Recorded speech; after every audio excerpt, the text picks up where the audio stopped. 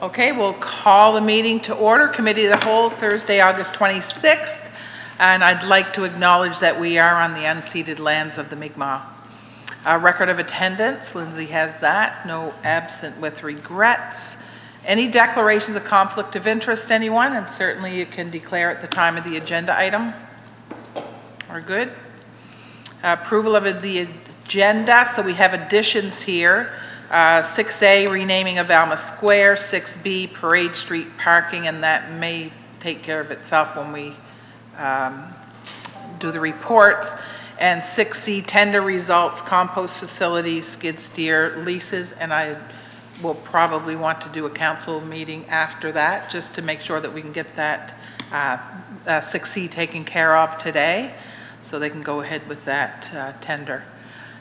Okay, so motion for the agenda with the additions. Does anybody have anything else they want to add or remove or? So moved. Good. Councillor Cleveland, seconded by Councillor Lesser. Any discussion? All those in favor? Aye. Contrary? Motion carried. Thank you. So number 7, we have a presentation, Downtown Placemaking Project, and Carrie Muse is here with the Chamber. So welcome, Carrie. Hello. And I see Rick is here as well. Okay, great. That's better. Hello, everyone. I'm here with my chamber hat on today, Chamber of Commerce. We've been given an opportunity through the Department of Labor and Economic Development, and we've been earmarked as one of the recipients of a potential $50,000 grant. That grant is part of the placemaking program, and the objectives of it, we've been given a very short timeline to apply for this money and come up with something and get the money. So you can read the subcontext there. The purpose of the program is for people to gather and connect and to support economic recovery and invite visitation downtown, back into the downtown core. One of the things that I've personally been wanting to do for a while, and I've seen it at many conferences, and if any of you have been to FCM, you know these people are always there in every recreation company selling musical playgrounds. And they're quite a beautiful thing. I don't know if any of you had the chance to click on the link, but they're really quite magical. I've seen this at the International Rotary Conference too, where they actually had people playing them, and it's absolutely fantastic. So through this project, I see this as something that we could fund this through. Pricing wise, to get several pieces of the equipment is very reasonable. It could come in around $35,000. And part of the constraint of this program is that we have to be able to kind of move it around the downtown and invite all the businesses to participate, or not just businesses, but community groups. So our thoughts are that we could mount this stuff on a platform trailer and have it movable. So we could put it in Alma Square for a weekend, we could put it on the waterfront for a weekend, we can make it accessible by having a wheelchair, the ramp on the back would go down and we could have a wheelchair accessibility. A few of the pieces might be able to come out and be external to the trailer and then put back in. It's something that we could store outside because it's all extremely weather resistant. They put them in playgrounds all over North America. So this is something that I wanted to make you aware of. I want to know if there's any permitting issues, like if we move this stuff around downtown, do we need to get permits for it? Any concerns that you would have, any suggestions you would have. It's not going to be a permanent structure right now, but perhaps someday we can find a permanent home for it if that fits, you know, within the town's recreation mandate. So really coming to consult you, tell you that we have a very short window, don't we, Rick? To apply for and sell this idea to economic development and try to get funding for this. So I open the floor to council to suggest or question or whatever. Councillor Cleveland? Hi. This is awesome. First off, because I have been the guy at FCM that hung out there and kind of got those guys because I've always dreamed of seeing this. My question is, how short a window, and what next moves are. And when you say it has to move, it has to always be moving? Like, explain to me that a little more specifically. No. For the constriction of the grant is that we have to be able to involve the entire downtown. So that is why, at this point, we want to make it movable. Okay. Down the road, we could put it in one place, if that is what is wished. But we have to be able to invite businesses to participate. And if it's in one specific area, then only those immediate surrounding businesses are going to benefit from it. By having it movable, we could move it to different parts of the downtown, and even, you know, further out of the downtown. If we want it at the Mariners Center or wherever there happens to be an event, we could have it. So it would be good that way. But that's the purpose of the trailer and making it movable, is the constrictions of the grant right now. Would you agree with that, Rick?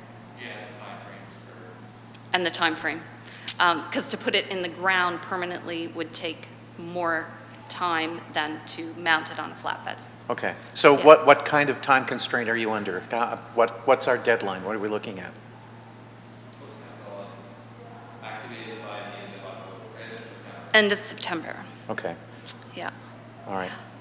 So what do you need from us? I just need, first of all, to know if there's any concerns. Secondly, will we need permits to move this around downtown? And basically, I want to know if you're on board with it, because I don't want, you know, the chamber to be buying something that nobody supports. Right. We need public participation, basically. So this could be used in an event. Say we do Switch again, this could go right on the main street. If there's an event going on at the art gallery, it can go in the square. You pointed out that it would kind of fit with our theme of the downtown of house party, kitchen party theme. Yeah. Mm-hmm. Yeah. So, yeah. So just your thoughts, and I just want to make sure that you're all copacetic with it. Rather than, surprise, guess what we have? No, I mean, Yeah. you reached out to me earlier, so, Yeah. yeah, it's great. Go ahead, Councillor Dares.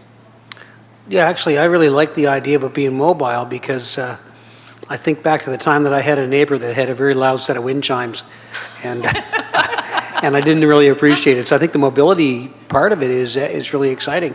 And I would Yeah. say, you know, you wouldn't want to. I don't know if I'd want to have it parked out in front of my business, you know, permanently. Mm-hmm. But yeah, the mobility issue is a little bit more intriguing. Okay. Yeah. Good. Good to hear. Yeah. Anyone else? Anybody else? Go ahead, Councillor Lesser. Looks like the CAO is maybe going to talk, but just to say that I like the idea and obviously in favor of it. The only question I guess that I don't know the answer to is around permits. Okay. And I'm thinking maybe the CAO could answer that. Yep. Well, I kind of had the same question. I suspect that Natalie's department has some level of awareness, obviously. Okay. I don't anticipate we have any issue other than in conjunction with whatever events. You know, they would obviously go through a process of approvals if they're closing a street or whatnot. If this was a case where you were just randomly deciding to park it, you know, randomly around the downtown in parking spaces and drop it off and walk away, that might be an issue. But Yeah. if it's attended and it's part of an event, I don't really see an issue. If it's going to be parked on lands of the town outside of the street right-of-way, then obviously there'll be discussion and make sure Okay. that we're okay. But Yep. not really any permits per se. No. Good. Cool. Go ahead, Deputy.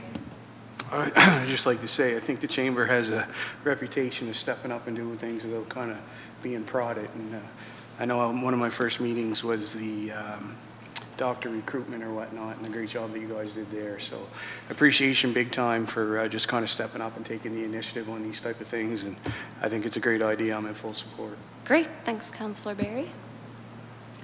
Good. I think we're good, yeah. We're good? Okay, Good. we will Thank you. proceed. Okay, thanks a lot.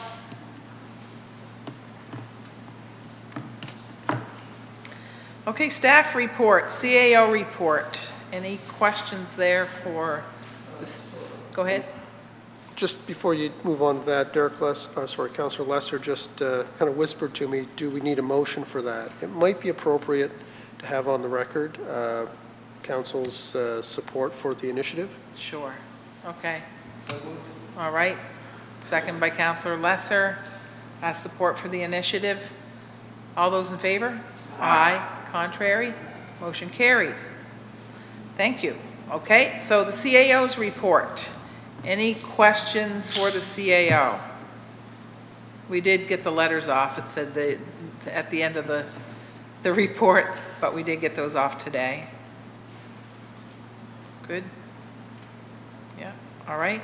Fire department report, and the fire chief is here. Probably staying because we have other fire stuff on the agenda that you're gonna love. Anything for the chief? Good. Okay, operations, Chad's here.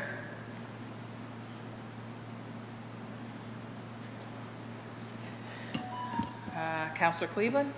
Hi, Chad, I have a question, basically about paving and patchwork and repair work and all of that. Is there a list? I have people who ask me all the time whether or not there's a list of what's getting done or when. Not so much when, because I know that it kind of gets done when it gets done, but of what they can expect to get done, I guess. There are several lists. Actually, we're struggling this year with contractors somewhat because, you know, we're just one of their clients. They have private work to do, highway work to do, so there are lists, and we have some priority patching that we've got done, but generally we do the bulk of our paving in September, October. Yes. Yeah, actually the best weather for paving. Would you mind, could I have a copy of that list? Patch paving or capital paving? Capital paving, more Sure. than patching. Yep. I'd appreciate it. Yeah, I apologize. I think this time last year I had a pretty comprehensive list for council. And, Yeah. I know. List hasn't been formulated this year, yeah. That's fine, but I would appreciate it, thank Yep, you. Sure. Yeah, the paving's one thing. The reason we pave the way we do is quite another. And it's really difficult to help the public understand why. I remember, and I say provincially, but I remember somebody commenting on some of the pavement that was done on the 101 highway and how it looked fine, right? But it's not, that's not, there's reasons we do what we do. That's harder to kind of wrap our heads around. Deputy? Well, same old question usually, yeah. South End School lights, how are we making out there?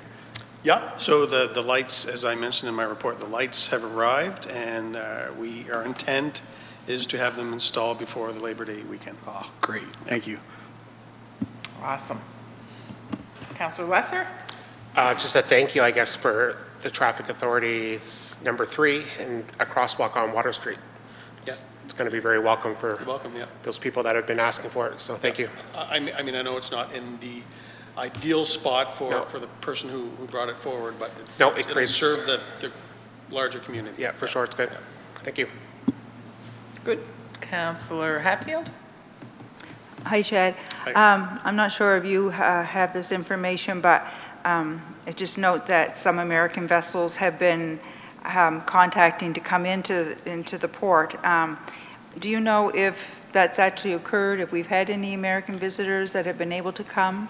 It's probably not on your agenda, I'm thinking. I think a few have come and been pretty much escorted out because Oh, okay. they weren't following protocols. Because they weren't so, following protocols. yeah. Okay. Thank you. Not by us. We don't regulate that. CBSA regulates that, yeah. Yeah, so they get sent to CBSA and they figure it out, yeah. Yep. Okay. So I was going to ask you, I don't know how long you're staying. I was just going to ask about Parade Street, when that's done. You're not going to have an answer yet. All that parking on the side of where the new school is. Like, do we have an idea of what we're doing there? We've had parking on the side of Central School. I don't think, Mark may speak to this, I don't think the parking is going to change. I think about a year ago, we had a request from I think the school board advisory or the school board members asking us to change the parking somewhat, or add parking on the street, but we did some width measurements, and there's not enough street width to accommodate parking on both sides of the street and have two-way traffic, so Okay. I think the parking's going back as it was. Go ahead, Jeff. Yeah, so I think the request, or the discussion last year was whether or not parking could move to the north side of the street, Correct. right? Yeah. So is that, refresh me on where that was. So it could, I mean, we could transfer the parking from the south side to the north side, but I think you'd lose about 3 or 4 park stalls, because there's 2 major driveway, like the bus loop, or there's driveways on the north side. So there's got to be setbacks from the driveway, so we could, but as long as everybody realizes there'll be a net loss of park stalls. Yeah, I think somebody had just said about the, like a drop-off for the kids, you know, the pull in and drop the kids off and off you go. On the school. On the street. On the school side, as opposed to drop your kids off and then they have to find their way across the street. That's all. I'm not a traffic authority, so, Well, we can have the discussion, because, Yeah. you know, Okay. before the paint markings go yeah. on the new asphalt. Because now's the opportunity Yep. to have that discussion. Okay. Anybody else questions for Chad? Good? Okay, thank you. You're welcome. Planning and Economic Development. Natalie's here. Any questions for Natalie? Or anything you want to share with us? Yes, if you don't mind. Just a couple of community updates. This Saturday, the Farmers Market is celebrating their 10th anniversary. So I just want to put a call out to that, to congratulate them for their 10 years supporting local. Also, there's a photographer in town this Saturday, and he'll be taking some professional shots of the streetscape.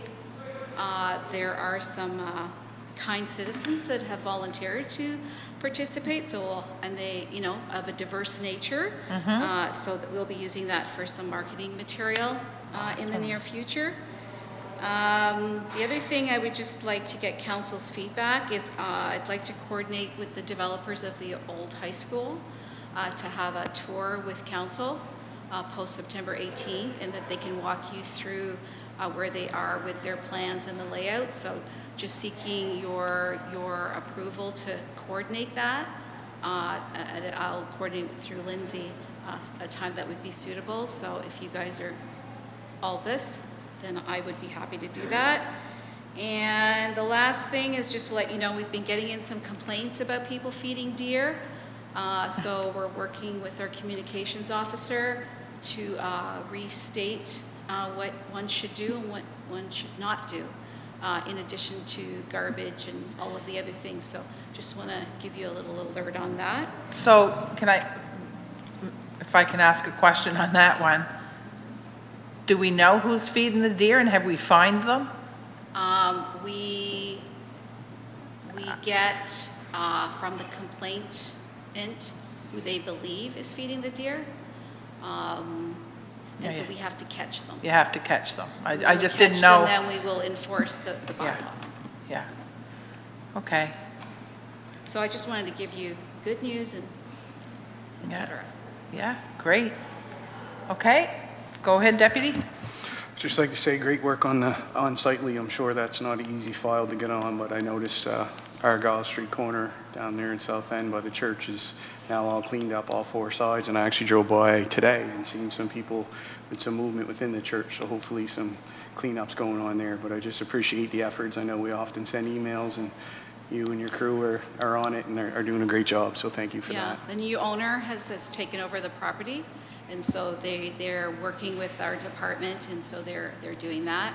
So we've been getting some really good response to being very consistent in enforcing and informing what our bylaws are about. And you'll see that in the amount of activity in the report. So we'll just continue to do that. So appreciate your positive feedback. Councillor Lesser? The mowing that you've been doing on properties that are, I guess, neglected, have you found enough people to do, I noticed that they're getting mowed, which is awesome.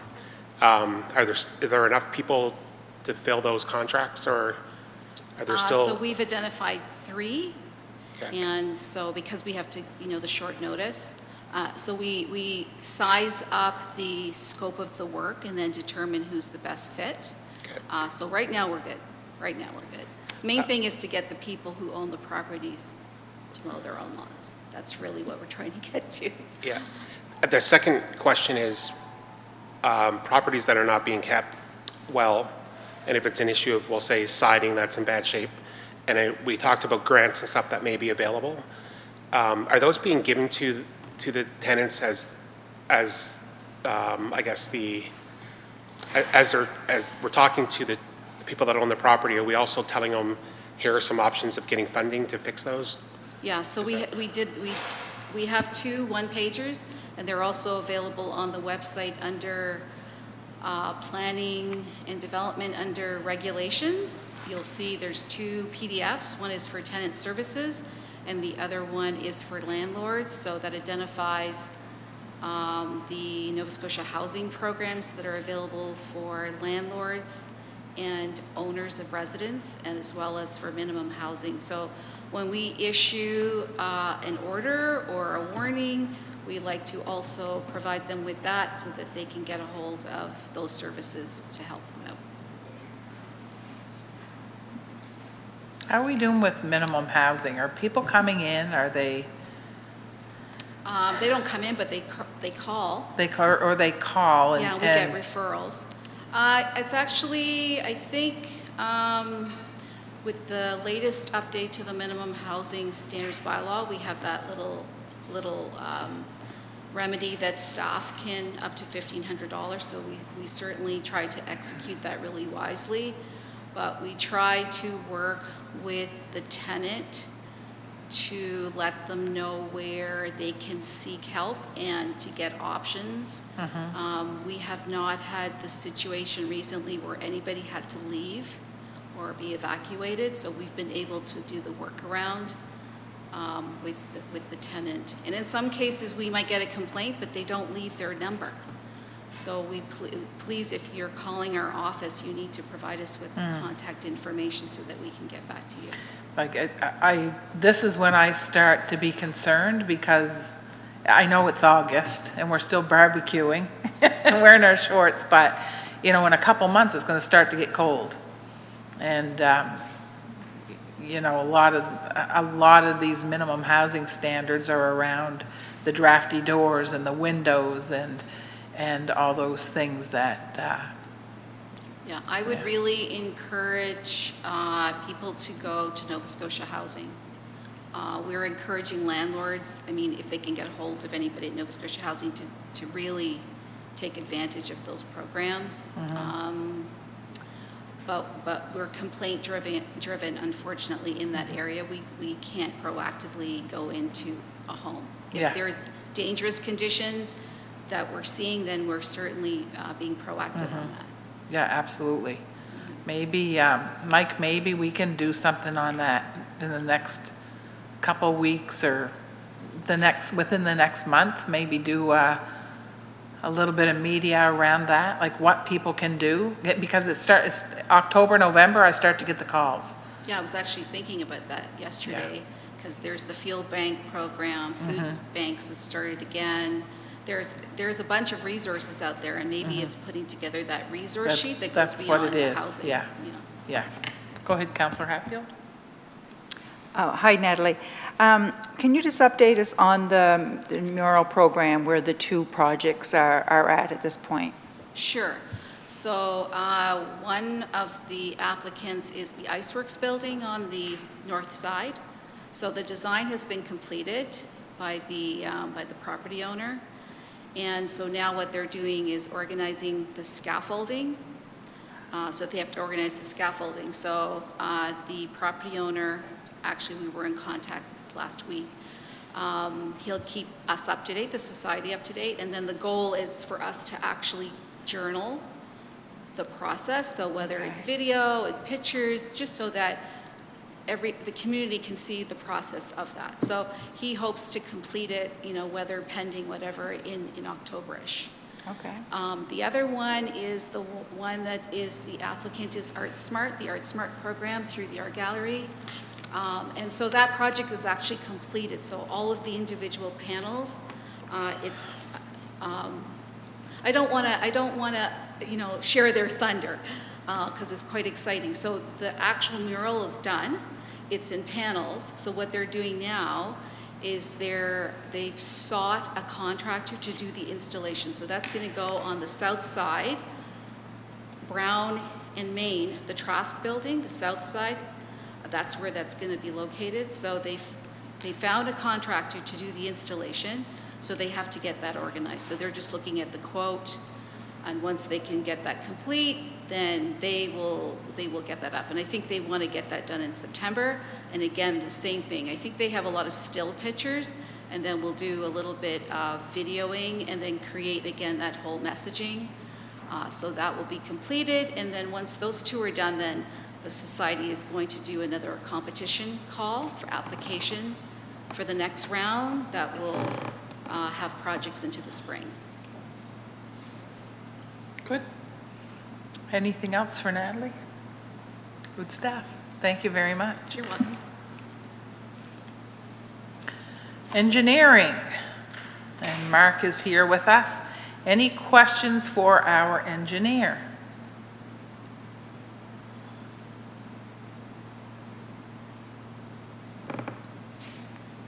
Good.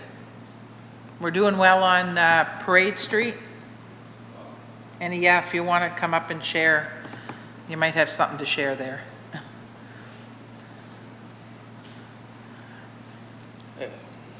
Sure.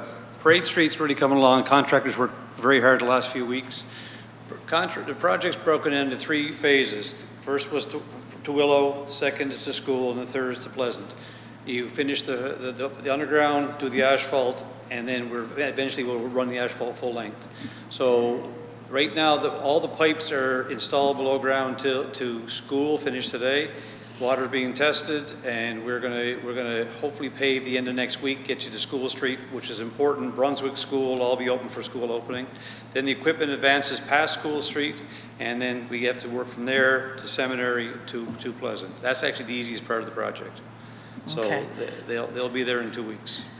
So the whole, we were talking about that today, the school is opening, and we have construction in front of the school. Right. So we're gonna, just to advise council, because we will get those questions. We're gonna have a formal plan issued by Thursday next week. Right on. But basically, the drop-off above school is not gonna be possible. That's exactly where we're gonna be working. We have to work with the school. We've already met them on the bus drop-off area. And we're gonna have excavations right in front of them. We're gonna stagger it. We're gonna work around the best way we can. So we're meeting with them again September 1st to see where we are in anticipation of the school opening the following week. But they're very much aware of what we're doing. Awesome. Good. So when you know what the plan is, maybe a little It'll be issued formally Thursday. Right on. And then we'll be able to manage the phone calls and, yeah, right? Good. Anything for Mark? Anybody? Good stuff. Thank you.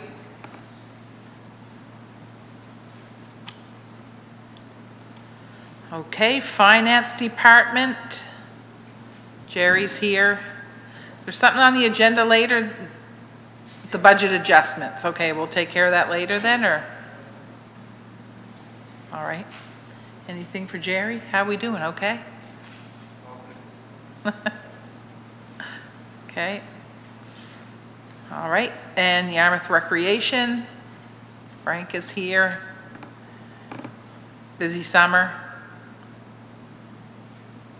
So Jeff, on your, or CAO, on your list of what's getting done, we were asking for that breakdown.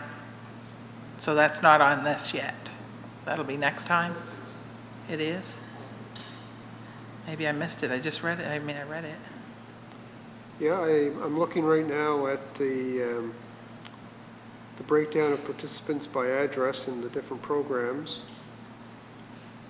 That is included, and there was also a Oh, no, I see it, yeah. financial breakdown there, comparing three fiscal years on various revenue categories for Yarmouth Recreation, which is, I understand, what was requested.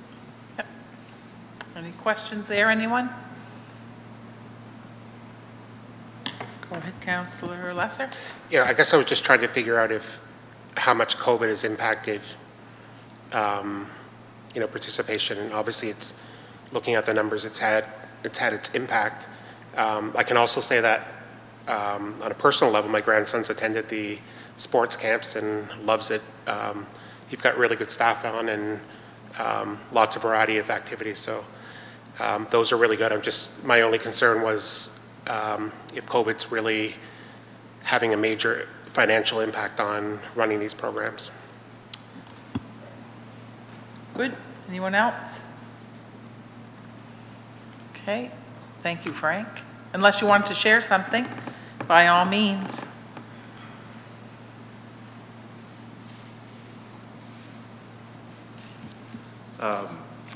COVID has had a bit of an impact from our business plans and things that we want to do, mostly in large gatherings.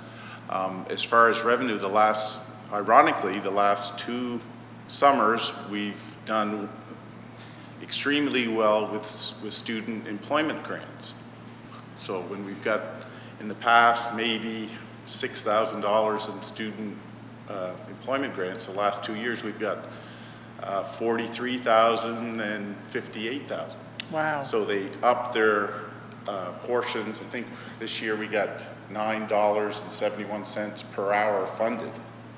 If you're paying someone $13.10 an hour, that's a pretty good, pretty good number. So it has impacted a lot of the things that we do, but I guess with Canada Summer Jobs coming in and picking up some of the slack as far as employment, that's been a positive thing, even though this was the toughest summer we've had trying to find employees. Usually we have anywhere from 75 to 100 students applying. I think this year we might have had 25 applicants and we probably hired 22. So the bank of possible employees was way down, and that's one thing with COVID. I hope when some of those subsidy programs end that maybe we'll get some more interest with summer students wanting to come out and work. I assume that's what I'm hearing, some university students who are able to find other employment plus some subsidy programs from the federal government. So. Wow. Well, we're getting there. September 15th is hopefully, if it goes as planned, then we'll be back to no restrictions and we can start doing some things normally again. Yeah. Good. Thanks. We good? Thank you. Okay, we're under business now, tax sale information. Did you want to take that, CAO? Sure. Your Worship, there was a motion from council requesting that we do a jurisdictional scan around information council can provide at tax sale. So in the process of doing that scan, it was brought to our attention through HRM, the fact that there is case law on this, that a tax sale purchase is seen as being as is, where is. And as I've included a couple of excerpts from HRM's website that makes it very clear that they're not taking any responsibility for information about the property. Because if you can imagine, we don't own the property as it goes up for tax sale. It's privately owned, and we really don't have any information about the condition of the building, any environmental issues that might exist. And it's through the MGA that we're required to do the tax sale process. So the as is, where is the standard. Now, private individuals can can seek information from knowledgeable people, former owners. They can go to websites that might have information, so, I don't know, real estate websites or what have you. But it is up to the individual to determine reliable sources versus maybe unreliable sources. If we share information or even direct them to websites, there's, as we've been advised by our solicitor, we're kind of implicated, or implicated in the sense that we may be standing behind a particular website or particular information as being reliable, and then you get a situation where somebody purchases a property and it isn't what they thought it was based on the information that they were directed to off of our website or out of our advertisements. So the advice from the solicitor is just to reinforce, as HRM does, and again, I've included excerpts, that when you're bidding for a property at tax sale, it is an as-is, where-is situation, and it is up to the buyer to beware that a property up for tax sale may have issues beyond what are obvious to the general public. Which I think was,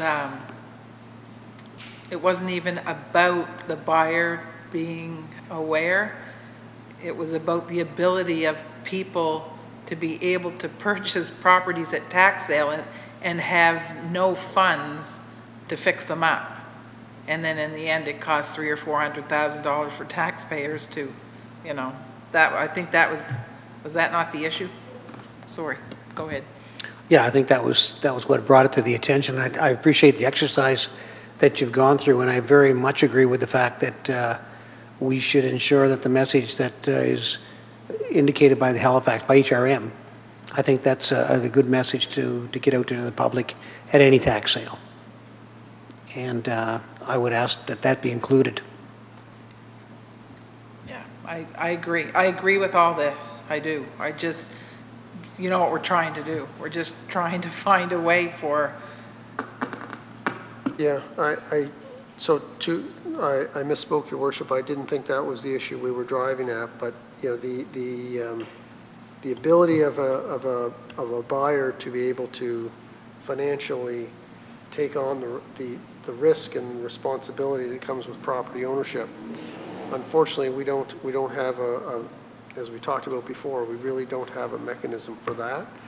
But if, as you say, if we make it, people aware that property coming up for tax sale, in very rare circumstances are they gems, right? The property owner is either unable to or unwilling to pay the taxes, and sometimes dumping the property.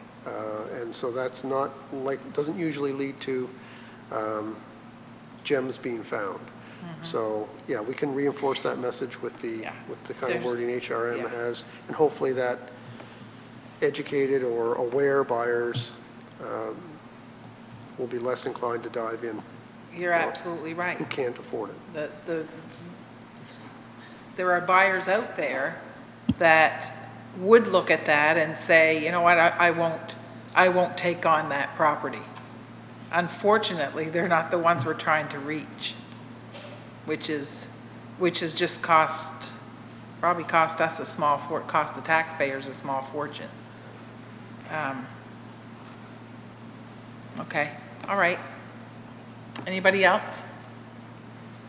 You good? Okay. Get your popcorn. Backyard fire bylaw. Okay, so where do we want to start? Yeah, but you can put the motion on the floor, but yeah. Well, I guess I'll speak to it. If at first, I'd like to acknowledge the job that staff did developing a bylaw that is very, very comprehensive, and they did a really good job. It's well thought out and very detailed. I believe the decision to allow burning on any given day would have to rest with the fire department, taking into consideration weather and climate conditions. And obviously, it would have to align with the provincial restrictions as well.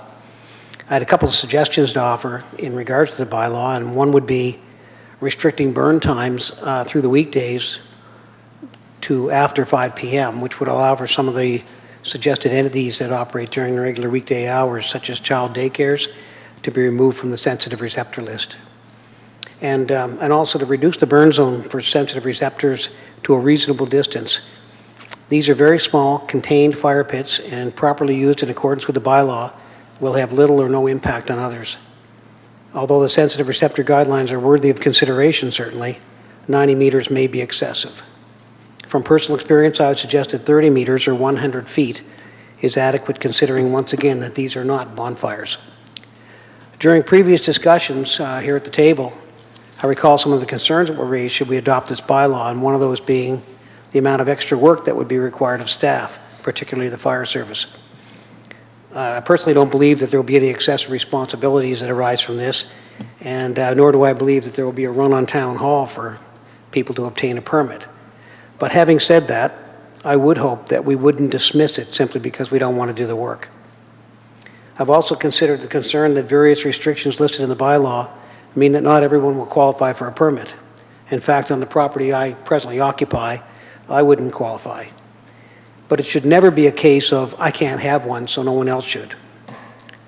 And concerns over air quality have been raised. Recently, there was an Environment Canada alert due to smoke from fires burning out west. That would automatically trigger a no burn order by the fire department. If in fact we are truly concerned about air quality, maybe we should be investigating a no idle bylaw, because I would submit that the long lines of vehicles at the drive-thrus here in town are a much greater contributor to poor air quality than an occasional wood fire. The pandemic, which is far from over, has limited our ability to enjoy activities and social gatherings. This simple pleasure may mitigate some of the angst we all feel, and in some cases improve our mental health. If we are looking for reasons to not do something, we will always find them. In this case, I believe we have a bylaw before us that is better than any I have seen in other towns and cities, and I'd be supporting the adoption of it with some minor changes. Thank you. Great. Anyone else? So, I don't even know where to start. There was a lot of work put into it, and I really appreciate it. I'm just going to be blunt. If we're going to do it, these sensitive receptors and all of it looks like about 6 people in the town of Yarmouth can have a fire. And I'll go back to, I think, what I said previously. You know, the fact that there's a seniors home within the greater vicinity is of a little bit less concern to me than my neighbor who has breathing problems. And in that case, probably nobody in the town could have a fire at all. So I've been sitting on it and thinking, you know what, all or nothing. And I would, right now, I would say, let her go. Like, just, if somebody wants a fire, I still believe they should need a permit. And I'll say that because I think with the permit comes the information. It comes, here's your package, here's your permit, here's your package, this is what you can do, this is what you can't do, then you're responsible. I guess I'm thinking, I've always believed that knowledge means accountability, so you don't have to chase people and say, who are saying, well, I didn't know that I had to check, you know, what the weather conditions are, or whether I'm allowed to have if there's a burn, whatever you call it, on. Once we give them that permit and that package, here's your information, and now you're responsible. And if you step outside of that, then you get the fine. That's where I'm sitting right now, and I can be convinced otherwise. I'm going to say some stuff, and then I'm probably going to change my mind after. But it's really sad how. I always say we never write the rules for the people that follow them. We always write the rules for the folks that will break them, sadly.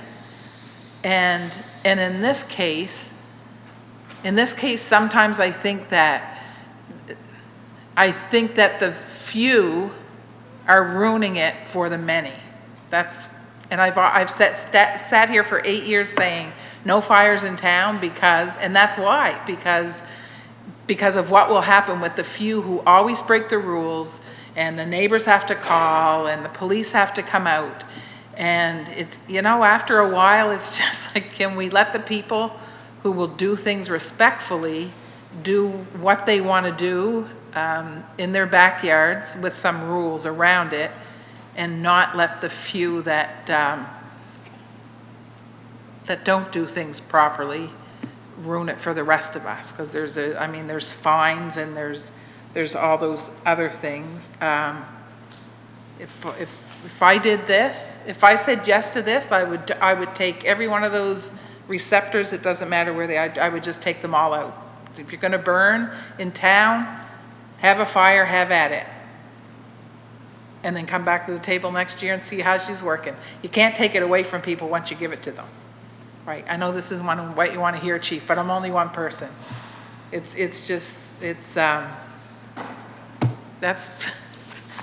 Talk to me tomorrow, I might have a different story, but yeah, I just looked at that map and I said, there's no way. Like, the six people that can have a fire, good for them, but there's a lot of responsible people in the town, and I guess I'm just getting a little tired of the ones that aren't ruining it for everybody. That's a start. Go ahead, Councillor Cleveland. Okay. With that, for me, two problems. Problem one is the sensitive receptors as well. Looking at the map as it's drawn out, I ignored the 150-meter one because, forget it. If we were going to approve that, we might as well just not approve anything. Looking at the 90, it's still confusing. It sets areas where, yes, the idea is to set areas where you can and you can't, but it sets entire areas of the town where you're never going to be able to. So I have a problem with the sensitive receptors, and with the bylaw as it is, I wouldn't be willing to approve it because of that, because it's confusing. People are going to show up and say, I want to buy, perhaps, I don't know, but theoretically, people can certainly show up and say, I want to buy my permit, and you can say, oh, no, you can't. But the next person who comes in can, and that kind of a division I have a problem with. Perhaps 30 meters would work, I'm not sure. So that's my first problem, is that. Second one is I'd like to bring the fire chief in, because I am concerned, and I want to hear honestly what Chief DeVoe has to say about enforcement, because for me, if the fire department isn't in support of this or is worried about it, then I'm not willing to support it either. So, and no pressure, that's not what I meant. I'm sorry, I don't want to blame you, that's not what I mean. But I do want an honest answer as to the ability to enforce this. Well, my staff are incredibly good at what they do, and there'll be some training involved for enforcement. Obviously, they'll have to take extra training. I won't say it can't be enforced. I'll say that it may be challenging, but my people are very good at what they do, and they will adapt. I'm sorry, I turned my mic off, but I do have a question. Who enforces? Would it be members of your fire department? Would volunteers have to go and enforce bylaws? No, it'll be my staff. Okay. The platoon chief, the platoon chief himself and myself will have that power to enforce. Okay, thank you. Remember what we said last time, like don't hold back. Yeah. I mean, if we say yes to this, if council says we want fires, we know we've got the best. We don't say that lightly. Like, we know we've got the best to take care of it. But if you're sitting there going, please don't let this happen, then, well, nobody likes change, including myself and my staff. I mean, plus firefighters. We don't like the way things are, and we don't want to change. So that's just the way it is. But as far as, fire protection, if we adhere to a standard that it's, we have proper set-offs, that part of it is fine. If we have people complaining about their neighbor, that's where it becomes challenging. Old folks' homes, it all depends on what restrictions we're going to put in place, or you're going to put in place. Yeah. And I'm going to be honest, I'm less concerned with the seniors' homes making a complaint than a neighbor who doesn't like a neighbor. Absolutely. Right? Like that's the stuff that's really difficult. There's a lot of dynamics involved here, and we don't know what they all are until we get into this thing. And we're going to find that we may have to, just work with the people. It'll be a lot of education, as far as I'm concerned, on my department's part. I'm not sure it's going to be challenging around the neighbor versus neighbor. That's going to be the biggest problem I foresee. If one neighbor is allowed to have a fire because of the size of their lot, and the neighbor next door can't have a fire, there's a few dynamics that they're going to come up, and we're just going to have to educate, and at some point we'll probably have to enforce. Unfortunately, I don't have a crystal ball, so this could go one of two very different ways. I don't foresee any major problems. I'll say that much. It's. Okay. Deputy? Would it be possible for us to do a pilot, maybe like 2 or 3 months just to see? And then if there are a lot of complaints, we know then that maybe it's worth more than effort than it really is. Or if the citizens really want this, they follow the rules, then we really take a good look at it and write it in stone maybe down the road. Because I know that the people I've talked to are pretty much in full support. Have a few people who I know with asthma that were a little bit worried, but outside of that, and I agree with the maps with the 90 and the 150. If we have fires, let's let everyone have them, and as long as we follow the rules and the permit or whatnot, and if this becomes a problem, then we did try it, and if not, we've got something to start from. But this is kind of my idea, I guess. So before you turn your light off, I don't want to invest in a, whatever you call it, fire facility. What do you call it? Fire. You're looking for, I'm not sure what the question is. Something that I'm going to put a fire in. I can't just have a. A fire vessel. Vessel, right? Like I'm thinking of what you're saying, and it makes sense, except that it's going to cost. There's going to be an investment on behalf of people. Like, what do you think of that? I see that part, but I know myself personally, I would invest. I think if you want it, I don't think, you'd have to go out and spend $500, Yeah. but, a cost is a cost. But if you want to be a part of something, anything you do somewhat costs. And right now, the option for propane is not cheap at all. So even if you do buy the fire table, to be able to have the propane steady to burn it is on quite the higher end. And I guess the opposite end of that is if we did just bring it in and it was an issue, and then we end up outlawing it, well, then there really wasn't anything to begin with, right? You bought that, and it's, at least this way, it's we'll see, Yeah. right? So, Thanks for that. you're almost rewarding good behavior, and like you said, we never write it for those who follow the rules anyhow, but if it can fall within, safety, and it's not too concerning kind of air quality and too much extra work, I just think it seems to be something that the public wants. And with the safety issues not being a huge concern, I just think it would be nice if we could go in that direction, and maybe just throwing out that maybe a pilot would be the way to go before we write it in stone. So. Yeah, thank you for that. Councillor Hatfield. I just wanted, to clarify in terms of if we're saying that everybody can have a fire, where does that leave tenants? Oh, wow. And so, because the way it reads now, the permit can only be given to the property owner, right? So that would be your choice. Exactly. So I just want to make that clear if people are listening, that it's, people who rent can still not come and get a permit. And how do we have a way here at Town Hall to know that when someone's coming for a permit, that they own the property? Because that can be accessed through technology, can it? Yeah, we have property owners. Yeah, so we know who owns every property through the tax roll, so. Right, within so the that would tax be, they would bills, have to that's- look and So it ensure would have to be that, the person listed as the owner. that is the person that is coming for the permit, because anybody could come in and ask for a permit, right? We don't want anyone other than the landowner having power Exactly. over.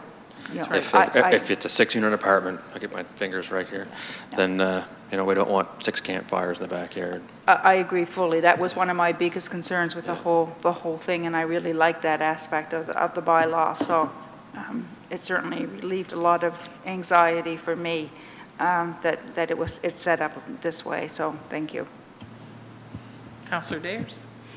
Yeah, I know that it wasn't included in the request of staff, but I wanted it to be possible to gauge with other municipal units that have a fire bylaw the level of concern they have regards to complaints or enforcement.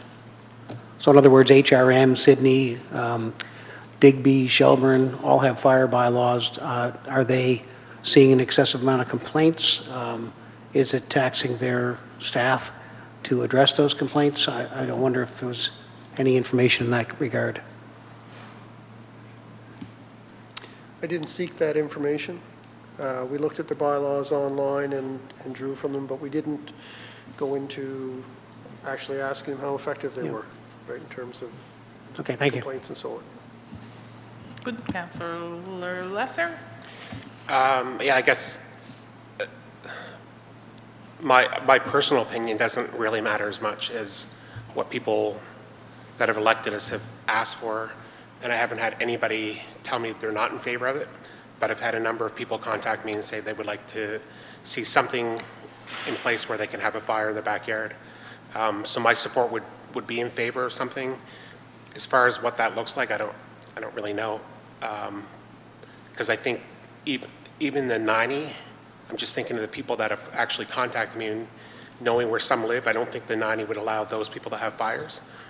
But I think I'd be in support of having, at this point, in support of having something, simply because I think the people that voted for us, that was one of the issues that was raised, and I haven't heard anybody say anything negative, and I know it's been out there for a while. Anyway, I guess my support would be behind it, and then just to see what the details would look like.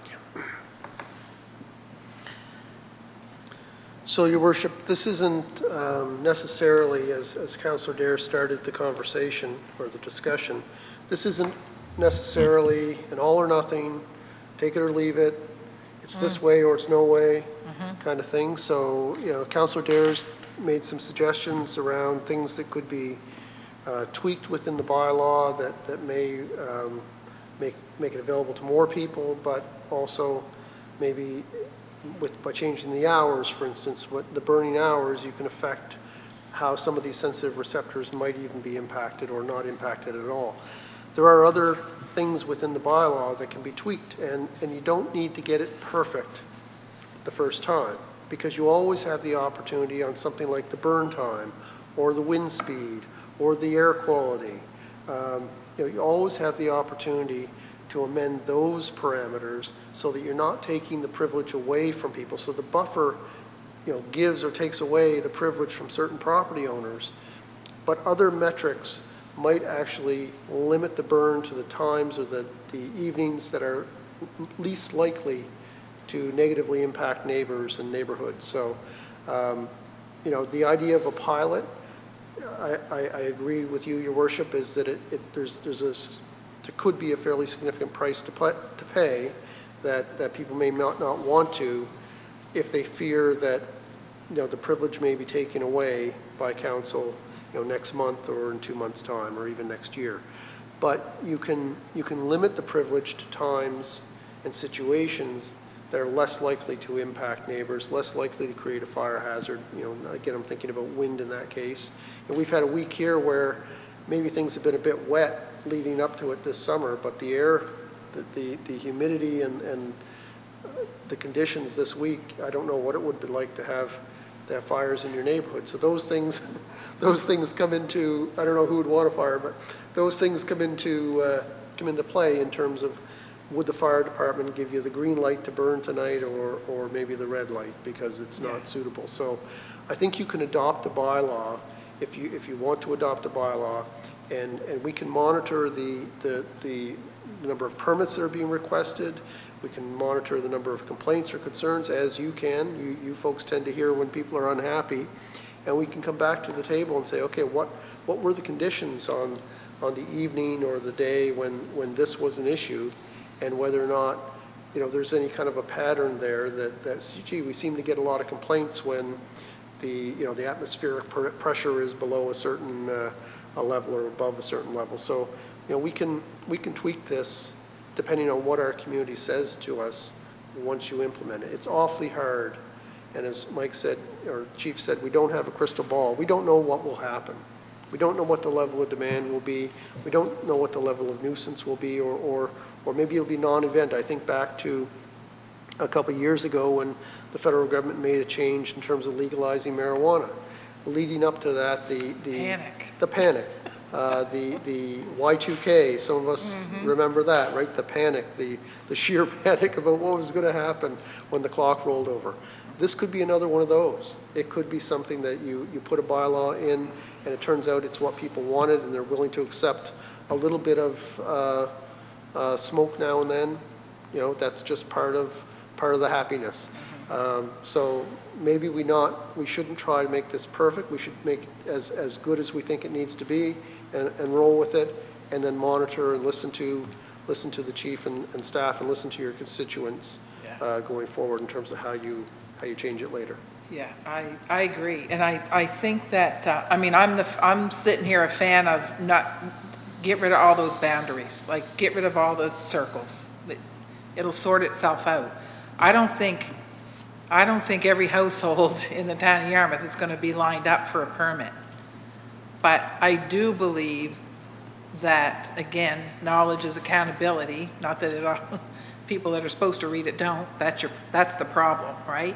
And it goes right back to the people that don't follow the rules ruining it for the people that do. So I guess I think that if we decide to do this, and it'll be up to the six of us to decide how to go about it, but that very clear, even a campaign with our communications person around, this is an opportunity, but it can also be taken away. If it's abused, it can be taken away, because this is people's lives. When you live next door to somebody, this is somebody's life, and we understand that, and we respect that. So we all have to be very careful. But yeah, that's where I am. And handing out that information with the permit. When you turn 60, you forget your words. 44, you do as well sometimes. So, the information with the permits, and I can't control how staff says it, but I guess if I were handing out that permit and the information, I'd be saying you are 100% responsible for this information in here. And so that you don't have to go and say, now, A, B, and C. You should have read it by now. It's sort of like, I always call the speed limits, I always call them speed suggestions, until I get a ticket, right? So, I don't know, I think a campaign around this is what we're trying to accomplish, and then... Your worship, we could have you co-sign every permit, and then you could have a talk with the I might have to. You can put them in my office, and I'll have a little chat, because... You got to go with us in the truck and see them at their house. I'll do that too. But it's, I know there's all kinds of sides to this and angles, but taking away that, especially given, like what you said about COVID and stuff like that, I have just sat in my yard so many times and just stared and thought, I just would love to have a little fire. Not a bonfire. I'm not going to burn my garbage. I'm not going to chuck my tires in there like some people do, but as soon as they do that, they lose that privilege, because it's not a right. Am I correct, Jeff? This is not a right, this is a privilege. You're right, it's done, being done by permit, then the permit holder has certain obligations. Right on. And the bylaw does say that if there is a violation, that the permit can be withdrawn. Yeah. Perfect. Go ahead, Deputy, nice and loud. So just looking over Halifax's setup here, and it doesn't seem overly complicated as far as it, you know, basically if you're hooked up to sewer and water, you're pretty much good to go, and you have an approved fire pit. There's not a lot of space, so I'm thinking if it can take place in Halifax, we should be able to make a go of it here. And I just think too, sometimes we often get caught up in the numbers and stuff and the quantitative stuff, but there's something to be said for quality of life. I don't know if you've ever just sat around a fire at night and just relaxed, and you know, it's nice to take in, and if that's something our citizens want, and you know, they think they can enjoy and kind of fall within kind of hopefully a lessened strict rules, then I can't see why not. And the other thing that I was wondering is, I know that through school we always have to seem to do these fire safety videos, and lately we've been getting emails every couple months to, you know, let's watch this 10-minute video on how to kind of be cyber safe or whatnot. Would that be possible maybe to set up as a training component, that they would have to go in and maybe watch a 5-minute video and ask or answer a few questions before they could get the permit? Because then at least, you know, you're handing someone a paper, you hopefully assume that they would read it, but if they have to go in and write a test and it takes 5-10 minutes, and these tests seem to be popping up everywhere for occupational health and safety, and you know, stuff at school, stuff here for cyber, so maybe that would make it easier, you know, for you to, if they could go online and, you know, bang bang, do a couple questionnaires, and then they can't deny that, you know, they actually did get the information because they had to write the test. But just kind of some more thoughts as the discussion's moving forward. Oh, sorry. Go ahead, Councillor Lesser, and then. I've said it a number of times that the learning curve on being on council is quite large. So it's possible that at one point there was a fire pit on my property, maybe with a previous owner, I don't know. But when I did find out that there was a bylaw on this, the first thing I did is got rid of the pit that made it sitting on said property, and bought a propane one, which I'm happy with.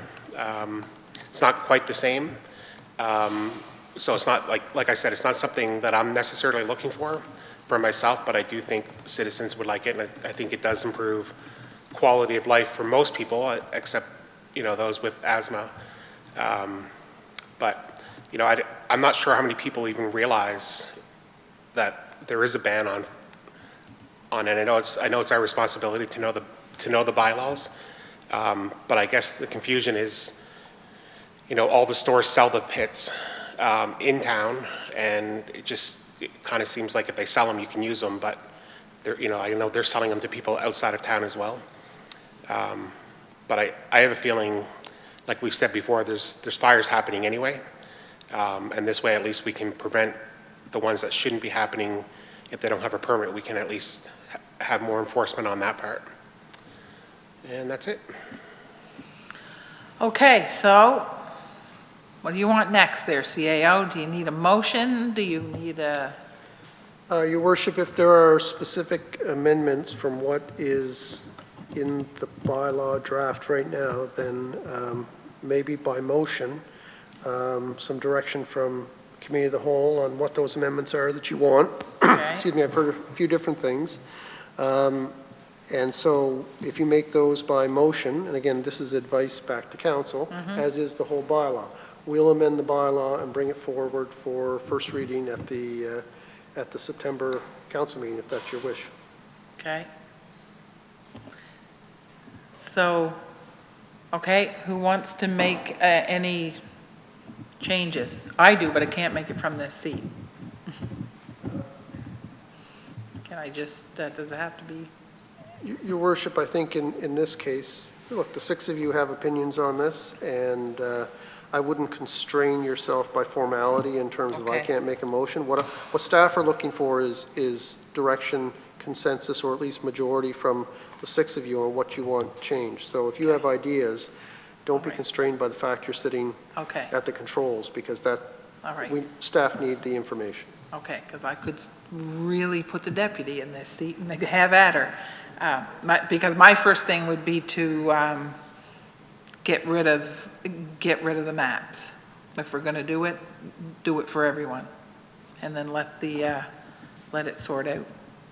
Go ahead, Counselor. So I guess the only suggestion that I would have over and above that would be the consideration for the actual fire times, which would, I still think, even if you get rid of the sensitive receptors, I still think it might be a good idea to limit through the weekdays, limit the hours to 5 p.m. and after. I don't think that many people have campfires prior to 5 p.m. anyway. So I think that might be a way to avoid any complaints from those entities that are now considered sensitive receptors. Could I make a suggestion? Certainly. Sure. If you want to limit the hours, could I suggest 7 o'clock? And the reason I suggest 7 is because that aligns with a threshold with the provincial burn map. So they have, if their map is green, you can burn after 2 o'clock, but if it's yellow, it's after 7 o'clock. So rather than throwing another time in the mix, if we could align our bylaw, if we're going to put a time limit, let's align it with that map, and then it's less confusing too. Yep, absolutely, and I would agree with that. And I guess I agree with the reduction at least of the sensitive receptor map. And I hadn't got my head around the elimination of it yet, but I'll give that one some thought. Thank you. Councillor Cleveland? Okay. Well, two things. Yeah, it sounds great eliminating sensitive receptors completely, but I'm not altogether sure either.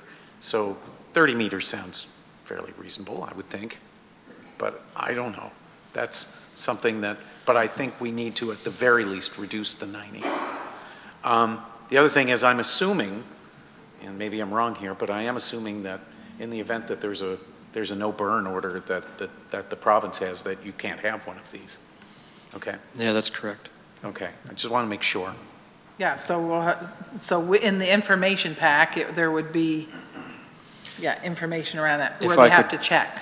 If I could make a suggestion. Yes. Like the CAO mentioned, if you can line up as many things you can with provincial natural resources law, it'll make it that much simpler for people. Yeah. They can look on the online provincially, and Yeah.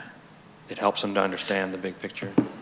Yeah, I got to say something to what you just said, because it's sort of funny. So a few years back, remember we were allowing bees in town, and somebody said the fence next door, like if you have a bee hive or whatever it is, you had to have, I remember it, you have to have a fence on your neighboring 6 foot 8 inches high. And you probably remember me looking at you, and my eyes kind of, I said, what's going to happen to the bees that know how to fly 7 feet, right? So, and I say that because it's funny, but I've gone back to it often, like whether it's 150 feet or 90 feet or 30 feet, the smoke's going to go where the smoke's going to go. So, and I guess that's why I was saying, Fair enough. Just get rid of it. But, and I'm not that you're wrong, but The thing is the confusion around it. Yeah. I think there'll be a lot of confusion. there will be. And who's going to measure, Yeah. right? Like it's not going to be you. Your Worship. Go ahead, sorry. So there is no measuring, I want to address that because I Yeah. want you to understand how this would be implemented and how it would be, how it would come into play with the permit. So we have pretty good property data. That's one of the Yes, we things that do. we do fairly well. So we have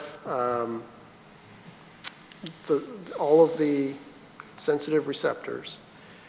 The way the measurement will go is from the property line, not from where the actual center of the fire pit.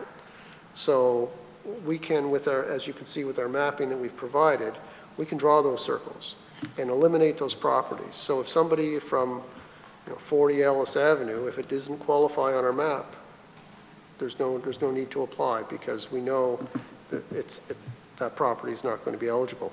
The more difficult or challenging ones become the ones that are, cut through the middle of the property with the circle. Then it limits where on the property they could have a burn appliance, but in fact they could if they position it properly. So, it won't be a case of anybody going out there and measuring from a property line to say, well, there's the nursing home, there's the front door, we'll measure 30 meters. No. It's not that way. It's from the property line based on our mapping system. And I understand that. Okay. I guess I'm still, I guess that captures a lot of stuff, but it doesn't capture, again, the people with, all those homes that looks like it's a free-for-all for everybody to have fires. We don't know, like, is somebody sick there? Is some, like, that's the, but it'll sort itself out. Go ahead, Councillor Lesser. Two things. I guess 5.08, I think that would just have, that would be a change, I guess, because it already says you can't have it earlier than 2 p.m., so could change to 7.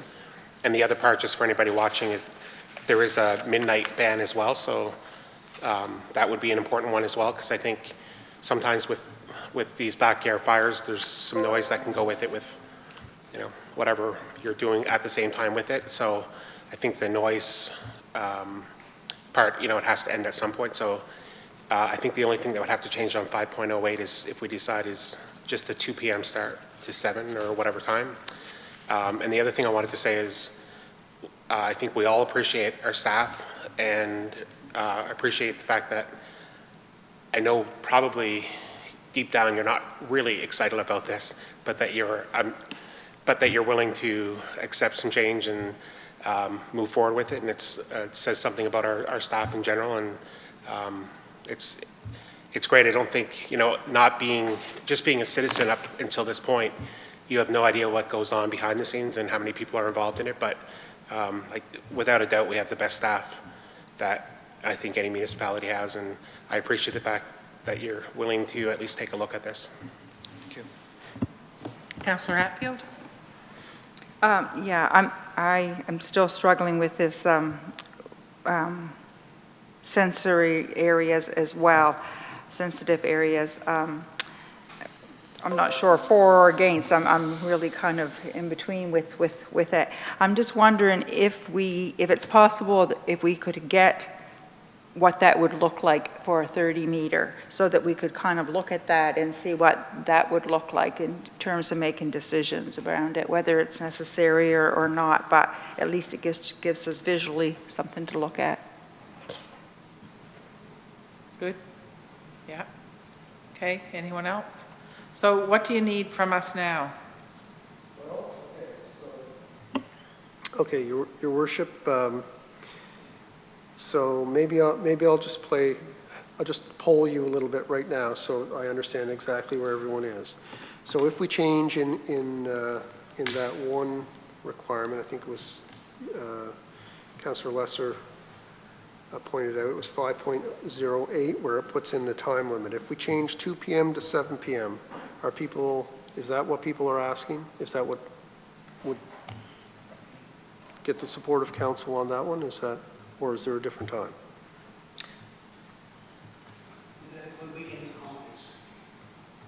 That's up to council. We can. I was thinking of it more as a Monday to Friday. But Okay. Yeah. So we can put Monday to Friday, not before 7 p.m., weekends and holidays, not before 2 p.m., because that's the provincial, if that would be, so we'll put that in.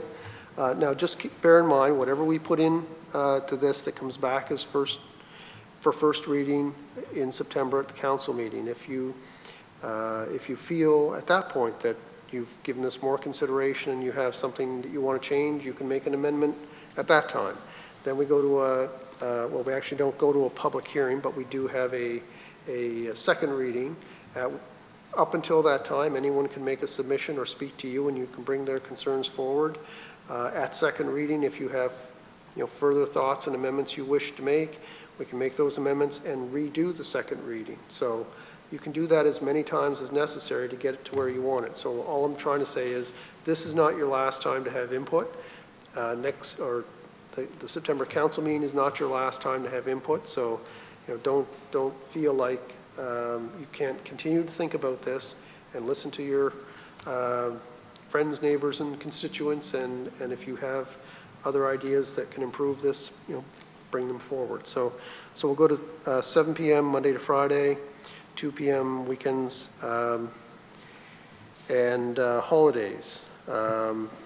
So there's a big piece of this that is communication from the fire department on a daily basis in terms of whether it's a burn day or not a burn day, so we can handle the holidays in there. But there is a little bit of work we need to do to set that up so that Mike and his staff have the proper information to make that call on a daily basis.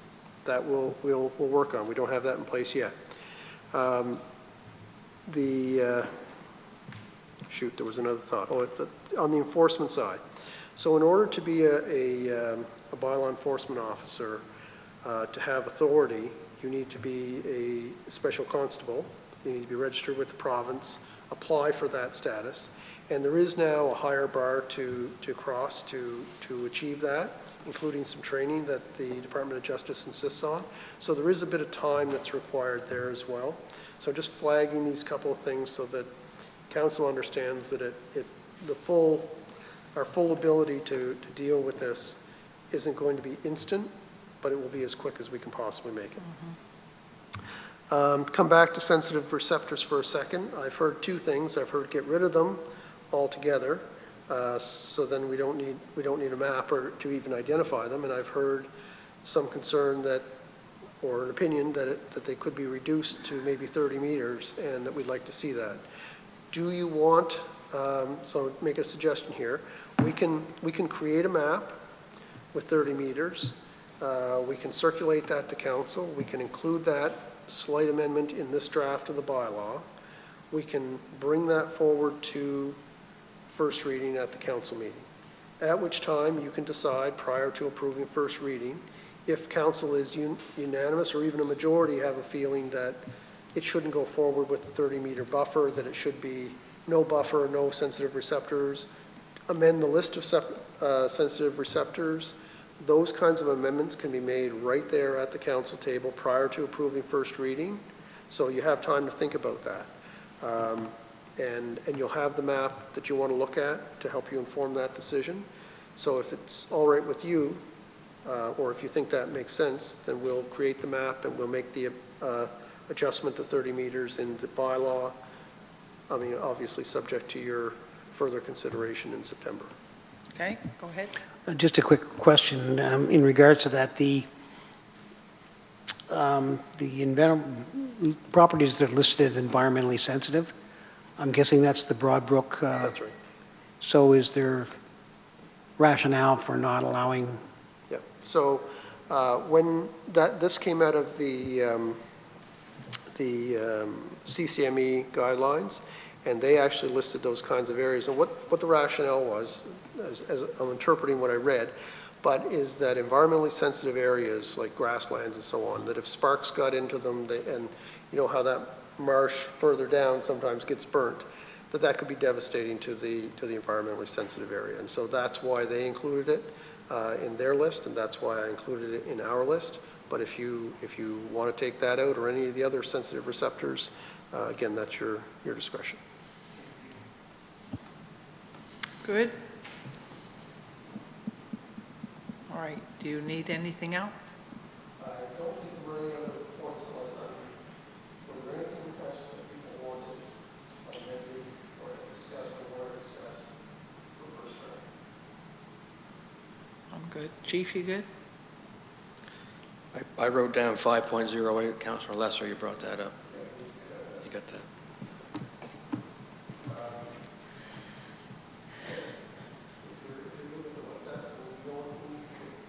All right. Good job, everyone. But you know what? It's just nice to be able to put it all on the table, right? Because we can't make the best decisions unless we're brutally honest. So thanks for that, folks. Right? I know. Yeah. And tomorrow, Jeff and I will be in the office saying, that was a great discussion. They're the best. Okay, ground search and rescue. Councillor Dayers. Thank you. I received a call from Mitch Swicker a week ago and met with him briefly, myself and Nick Hilton, Councillor Hilton from the municipality, met with him briefly on Friday. They've been denied the funding that they had applied for through the province for the repairs, the necessary repairs to their building. And I'm just, I know that Argyle had been holding off on making their donation until they heard back from them in regards to their success or failure to get a grant from the province. And they are now proceeding to make a donation. So I'm just wondering where we're at. I don't think we've advanced any money to them yet this year. No, Your Worship, I looked into it. I communicated with my colleagues both in the District of Yarmouth and Argyle. And they're also aware that the province didn't fund the application from Ground Search and Rescue, and they're going to proceed to advance the funds that were earmarked in their budget. And the implication will be is that one of two things will happen. Either Ground Search and Rescue will go forward with the renovations and so on at a slightly slower pace as they'll, without the anticipated or hoped for provincial funding, or they will apply next time an opportunity comes up with the province to fund whatever renovations are still outstanding at whatever time that opportunity shows up. And if they happen to be successful, again, they'll get back on track with their renovation schedule. But my understanding is the roof is priority number one, and the funds that the 3 municipal units have budgeted for this year will be put towards that project. And unless Councillor Dayers has other information, that's what I'm led to believe. And the only other question would be what amount that would be from the town. I don't know if the Director of Finance knows that off the top. No, so we can get that and just Okay, let thank you know. you. It was a separate line item in the budget. Good. Do you need anything? We're good? Okay. Water supply upgrade lending program bylaw. So, Your Worship, this one arose from the fact that we have a few properties in town that are still on wells that don't live close enough to the water system to be able to connect, and that I think the Deputy Mayor brought forward that they have, in fact, in the past had a dry well situation, and they had noticed that our neighboring municipalities have lending bylaws that allow people to borrow money over a period of years to be able to improve their well, either drilling or digging a better well, and solving their water issue and then repaying over time. This is enabled through a section of the MGA that allows for green energy projects, for sewer projects, or for water projects for municipalities to be a bank. Essentially what happens, it becomes a lien on their property, much like a mortgage, except as part of their taxes, it is a first priority lien on the property. And so it is a serious obligation. The bylaw that's proposed would allow people to apply who are interested and receive the funding. So if you have any questions, happy to answer. And if a motion were to be considered, it would be to recommend to council for first reading. Okay, good. Anybody? Otherwise, I'm looking for a motion to recommend to council the first reading. I'll make that motion. Okay, second by the Deputy Mayor. Any discussion? Question. All those in favor? Aye. Contrary? Motion carried. 9E, affordable housing in the Tri-County, and the recommended motion there is that council meet quarterly with the other municipal units of the Tri-Counties to discuss affordable housing. So basically, Mayor Cleveland reached out just to ask if we would like to have continuing conversations around affordable housing. understanding that affordable housing is a provincial and federal responsibility, not ours.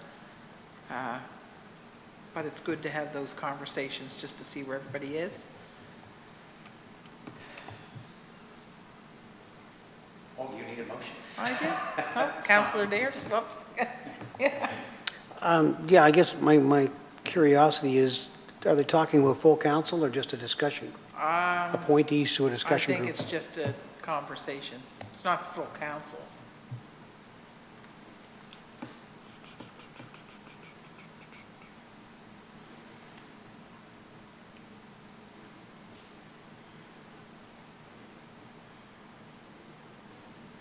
Well, then, while the CEO is It's looking that up. It's a Not clear. municipality discussion group on affordable housing. So it doesn't put any limits or, No. it doesn't say one member or, Yeah. so I would suggest if anybody, if there were 3 people from council that were interested in attending those discussions, then there's no suggestion of a limit. Well, I guess number one, I'd be willing to offer to be involved in that discussion group. And secondly, realizing that affordable housing isn't a municipal responsibility, I believe the deputy mayor pointed out some good news earlier this week that in regards to affordable housing, and I think it's high time that the public became aware of just what a commitment the town has made. Yeah, I agree, and we've done that. Mike, you've done that a few times, like to send out to the public, this is what the town's doing. I think the disconnect is that the housing is actually here, and because it's in the town, people think it's our responsibility, but it's not. And it's actually not us passing the buck or anything like that, because this is a provincial and federal responsibility. That's their job to do. We would never, as a municipality, have the funds to take on affordable housing or any other type of housing, but we did step up in I would suggest, an unprecedented move. You can correct me, CAO, if I'm wrong, but, you know, it was a brilliant move that came from the CAO's office. Got to embarrass him here, but it was, you know, and we did. We put money in to get more affordable units. We're doing a number of things, but because people can't find a place to live in the town, I think, you know, they feel that it falls on us, and it doesn't. We are, I guess, I don't want to say frustrated, concerned, you know, that's where we are right now, so. Get out another message there, Mike. Go ahead, CAO. Yeah, Your Worship, I wanted to just mention something else and that's relevant to this conversation. That is the amount of money that the town of Yarmouth budgets and transfers every year to the Tri-County, or what's now the Western Regional Housing Authority. Our number, I don't know if we've talked about this before, over $200,000 is one of the highest in the province outside of the city. I don't know how it compares to CBRM. But compared to other towns, and Truro is the largest town, ours is approximately double what theirs is contribution to the Regional Housing Authority. And the reason for that is that our council, going back 40 years, the town of Yarmouth was entering agreements with the Department of Housing and a local housing authority to create affordable units in our town. And we are on the hook for costs for as long as those mortgages exist on the properties, and many of those mortgages have already been fully paid out. And so, you know, I say 40 years because there are still, I think, close to 10 that are still part of what we contribute to. Mm-hmm. But the reason our number is so high is because the town of Yarmouth historically has participated so much in trying to address the affordable housing issue in our community. So that's if you took that project, the project that we're hoping to invest in, you took that out of the equation, I think the numbers that were reported would still show us well above the crowd in terms of our investment in affordable housing. Absolutely. Councillor Lesser. there's so many layers to this, and school going back in and talking to principals in the last couple of days, throughout the Tri-County, every school is getting flooded with phone calls of people wanting to register their kids from Ontario, Alberta, everywhere. And we know that during the pandemic, things were handled well here.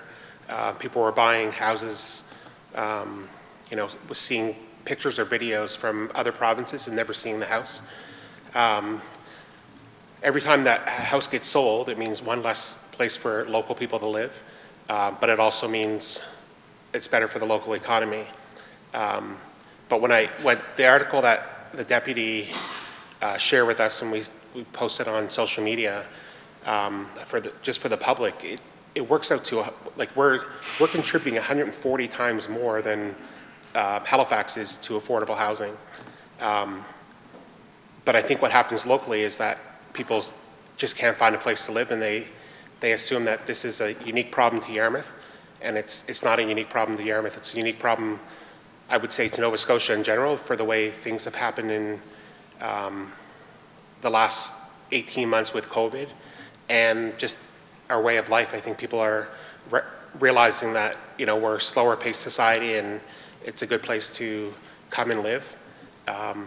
People should have realized that a long time ago, but I think it's starting to show up now. So I think all that matters to the people of Yarmouth is there a place that I can go rent or buy? And there just seems to be a lack of those until some of the projects that we're doing become, are followed through and finished. And then there's also the thought around, because we don't have shovels in the ground at this point, that they're not happening, and that's, I think that's so far from the truth. There's red tape with some of this stuff, and things take time, and you have to get approval through CMHC and those kind of things. So I believe we're going to have a lot more housing in here in the next 3 or 4 years, but it's the trust that the public have to have in council that this is actually going ahead. And we have, through Natalie and our economic development, people are constantly talking and making, trying to see what the town can do, and we're adjusting, what's the word I'm looking for, zoning laws, and we're doing what we can to try to get houses here, and I think it's starting to show. But once the shovels are on the ground, I think that will help people feel a little bit more confident in what's happening. Yeah, I agree. And everything you said is everything we're doing and more, the rules we're trying to write. And even what we were talking about with our economic development officer earlier about, the unsafe places to live, we're even writing, rules around that so that people can stay in their homes and not worry, get things fixed up so they don't have to move out of their homes. The other side to it is, and it's the side that people really don't want to hear, especially from a politician, because they just want the good news, but we have to look after what we have, right? And that's part of some of the discussions province-wide and federally wise. How do we maintain the housing that we have? And the landlords that come to me, because folks are frustrated because the rents are higher, and this is just the ones that are coming to me, this is not the case across the board, but when you leave a place and you have smashed holes in the walls and ripped everything apart and torn it apart, and it's not in the same condition it was when they left you with it, either they have to dig out of their pockets or they have to up the rent to do that. And that's, quite frankly, that's a great deal of what's happening. And I said it before around the fire bylaw, the few ruin it for the rest. And so, it doesn't mean that it's every landlord that has to do that. But, there are a few really good landlords that said we can't afford to keep the rent where it is because we can't afford to do the work and make the fixes that happen. It's a shame, but, people are digging their own holes in some cases. Just, I guess, a question for either the CAO or maybe Natalie or somebody on staff, and I don't need the answer now, but the idea of tiny homes and like a tiny home subdivision with current zoning, is that something that would be permitted in town? I do know of somebody who wants to do some development outside of town, and I've talked to that would consider doing something in town if zoning laws, and I'm not sure if he made it to economic development or not, but and that's probably confidential information, I guess, but just wondering if current zoning laws would allow for like a tiny house subdivision, which are basically like a one-bedroom small unit that costs very little to operate. Come on up, Breeze. I thought we were among the first in Canada to get stuff like this on the books, but. So with regards to tiny homes, currently we only allow them by development agreement in the comprehensive development zone. So that's kind of that would be kind of the southeast kind of corner of the town. So just in the comprehensive development zone by development agreement is what we allow. Go ahead. Oh, wait a minute. Can I get there? Sure. Sorry. Go ahead. Within that zone, do we know if there's properties that are available? Like, I'm just wondering if there's a possibility of somebody actually buying land and developing, if that. Yeah, there are some properties available. I guess the big aspect about, a comprehensive development is obviously providing services. So within the CD zone as well, you're allowed kind of to have on-site services as well. Because a lot of the comprehensive development, those properties, some of them aren't serviced by town services, so we have that option as well. There's been a couple of comments of people coming towards the planning department asking about tiny homes. And there was one a few months back about a piece of property within that zone also, a large piece of property there, so. Yep. Good. Go ahead. Thank you, Your Worship. Bearing in mind that it is the town's job to set the table and not to, actually do this kind of thing. I do recall before Reese was around, in the time of Caroline being our planner, that we had gone over a plan that she had drawn up. Now I don't know I've seen illustrations, so I know that it had gone to that point in the southeast area of town. Argyle Street way, that she was working on a theoretical development area in that area.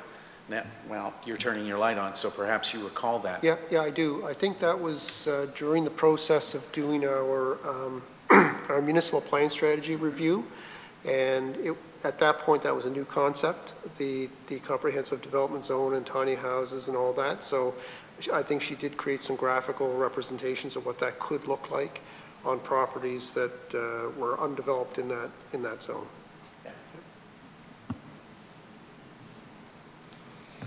Good. Anyone else? So did we make that motion around Lindsay? No? Did anybody?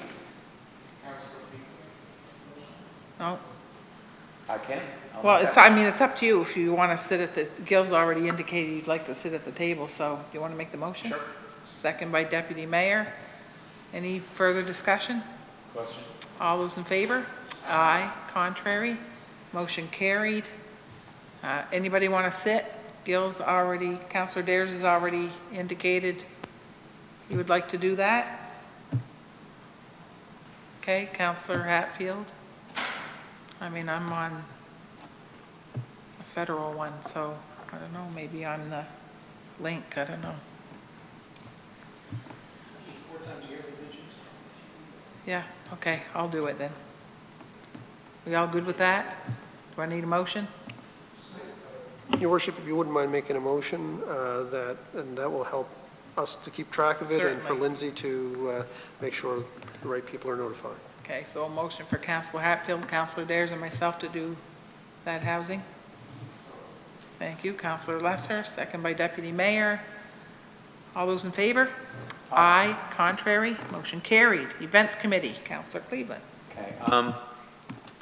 There's only so many minutes in the day sometimes, and we see, it's funny, we're talking about meetings after meetings after meetings, but it's time to get started on events. And so I'd like to If I can have a copy of actually who volunteered to be part of the events committee, I'll grab hold of it and start moving on it with everyone's approval. I was going to ask, I had a nice conversation, a really great conversation with Natalie. Natalie's still here.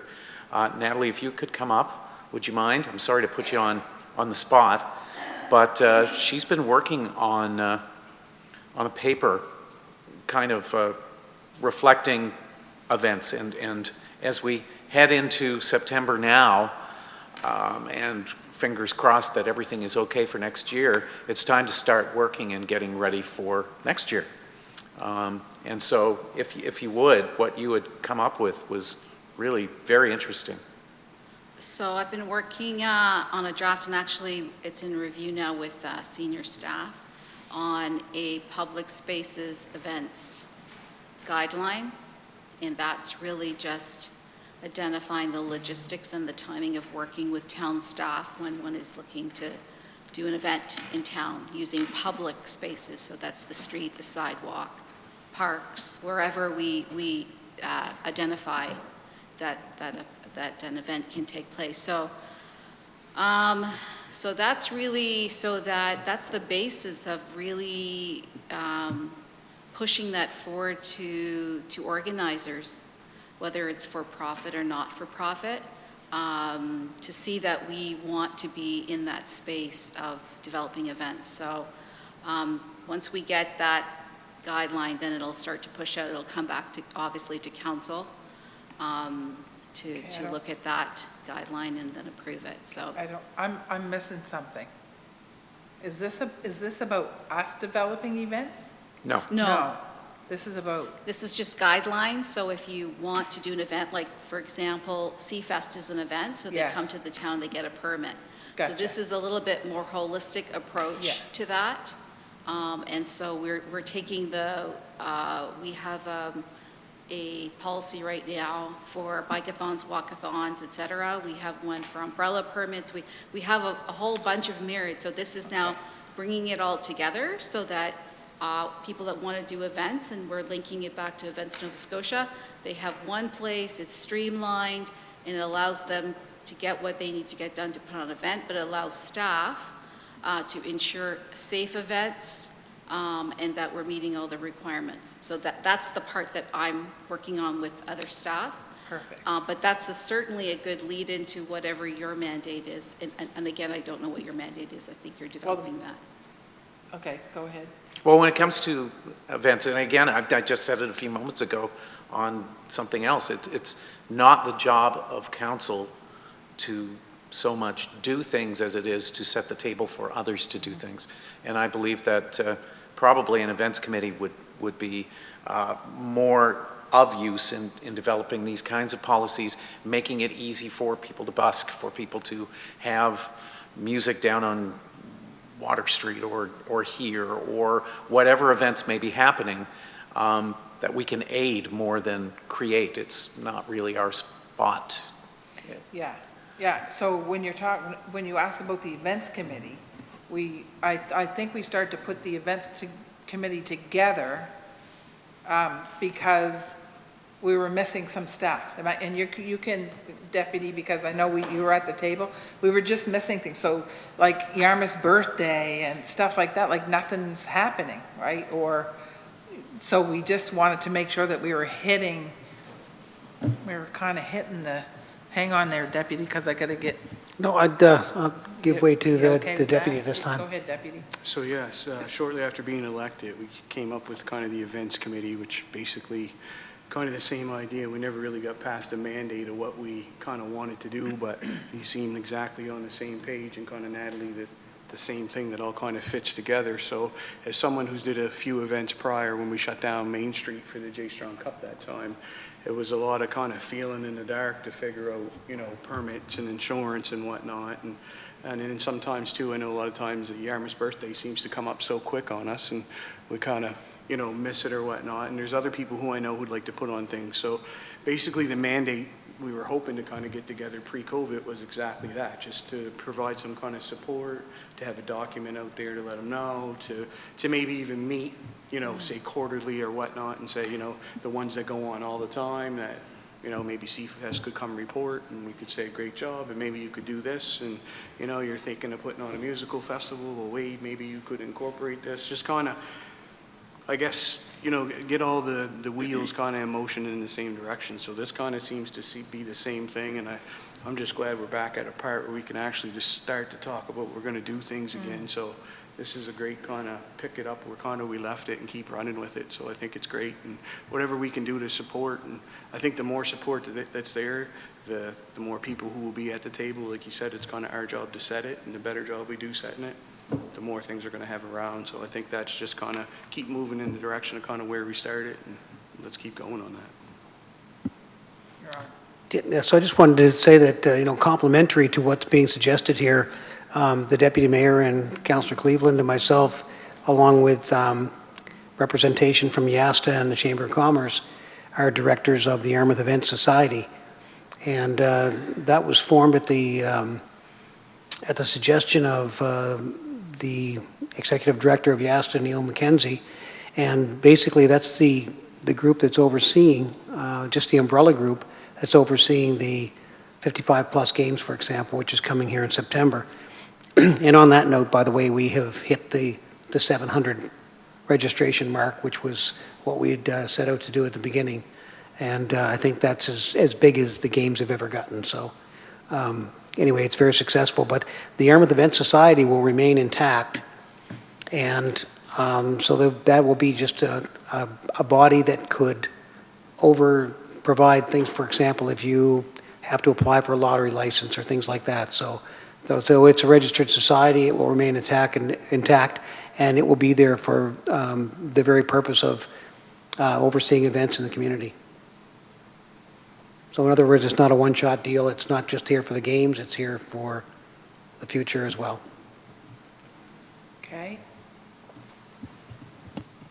All right, kind of as a caveat to everything else that's been said, and to agree with what the Deputy Mayor was saying, is that there are some things that we actually do, and we shouldn't miss.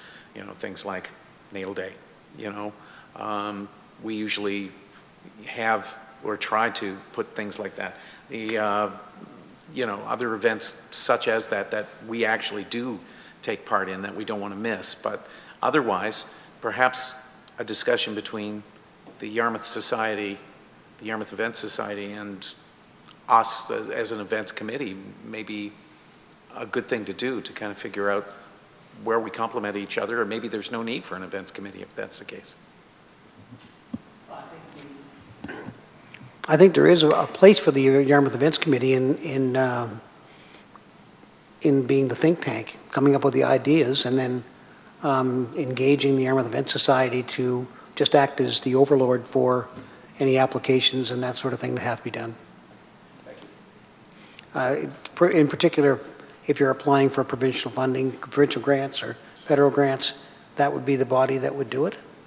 But who, okay, so we want to have a happy birthday Yarmouth. It's Yarmouth's birthday, and who does that? It would have to be. I would think that would be the responsibility of the town. Yeah, exactly. So it would be, that would fall under the auspice of the events committee. Okay, that's what I want to know. The other stuff takes care of itself, right? Because everything's kind of set up between YASTA and everything else. But it's those extra little things that we... small stuff.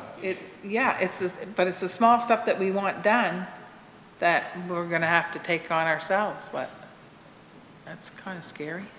Go ahead, Jeff. You're going to say something. Yeah, I think that's a whole other discussion.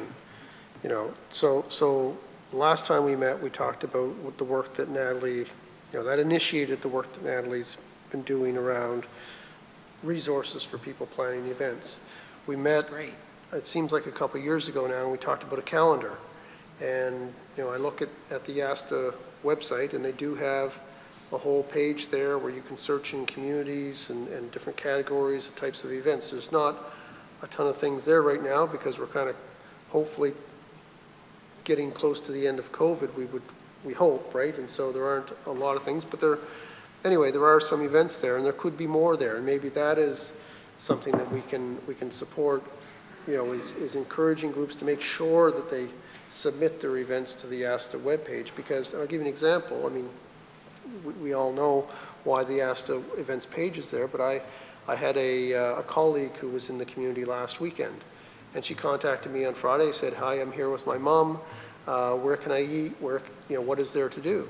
So I immediately went to the ASTA website. They've got a great section of their page that has, restaurants and the kind of food that they offer. And so I directed her there, and I said, if you're looking for things to do, there's also a page there with events. So ASTA's page is quite good, but it needs more content. And that is what I think we can do is encourage people who are hosting events or wanting to host events, no matter how big or small. And I remember talking to Neil about this example. I know at the Pembroke Community Hall, they have get-togethers there where they just play music, people in the community. What a wonderful thing if you're visiting the area and you're looking for some local culture and music, to go there and sit with the locals and as they kind of jam and have a fun evening. I can't imagine anything more authentic and enjoyable, but it's very small.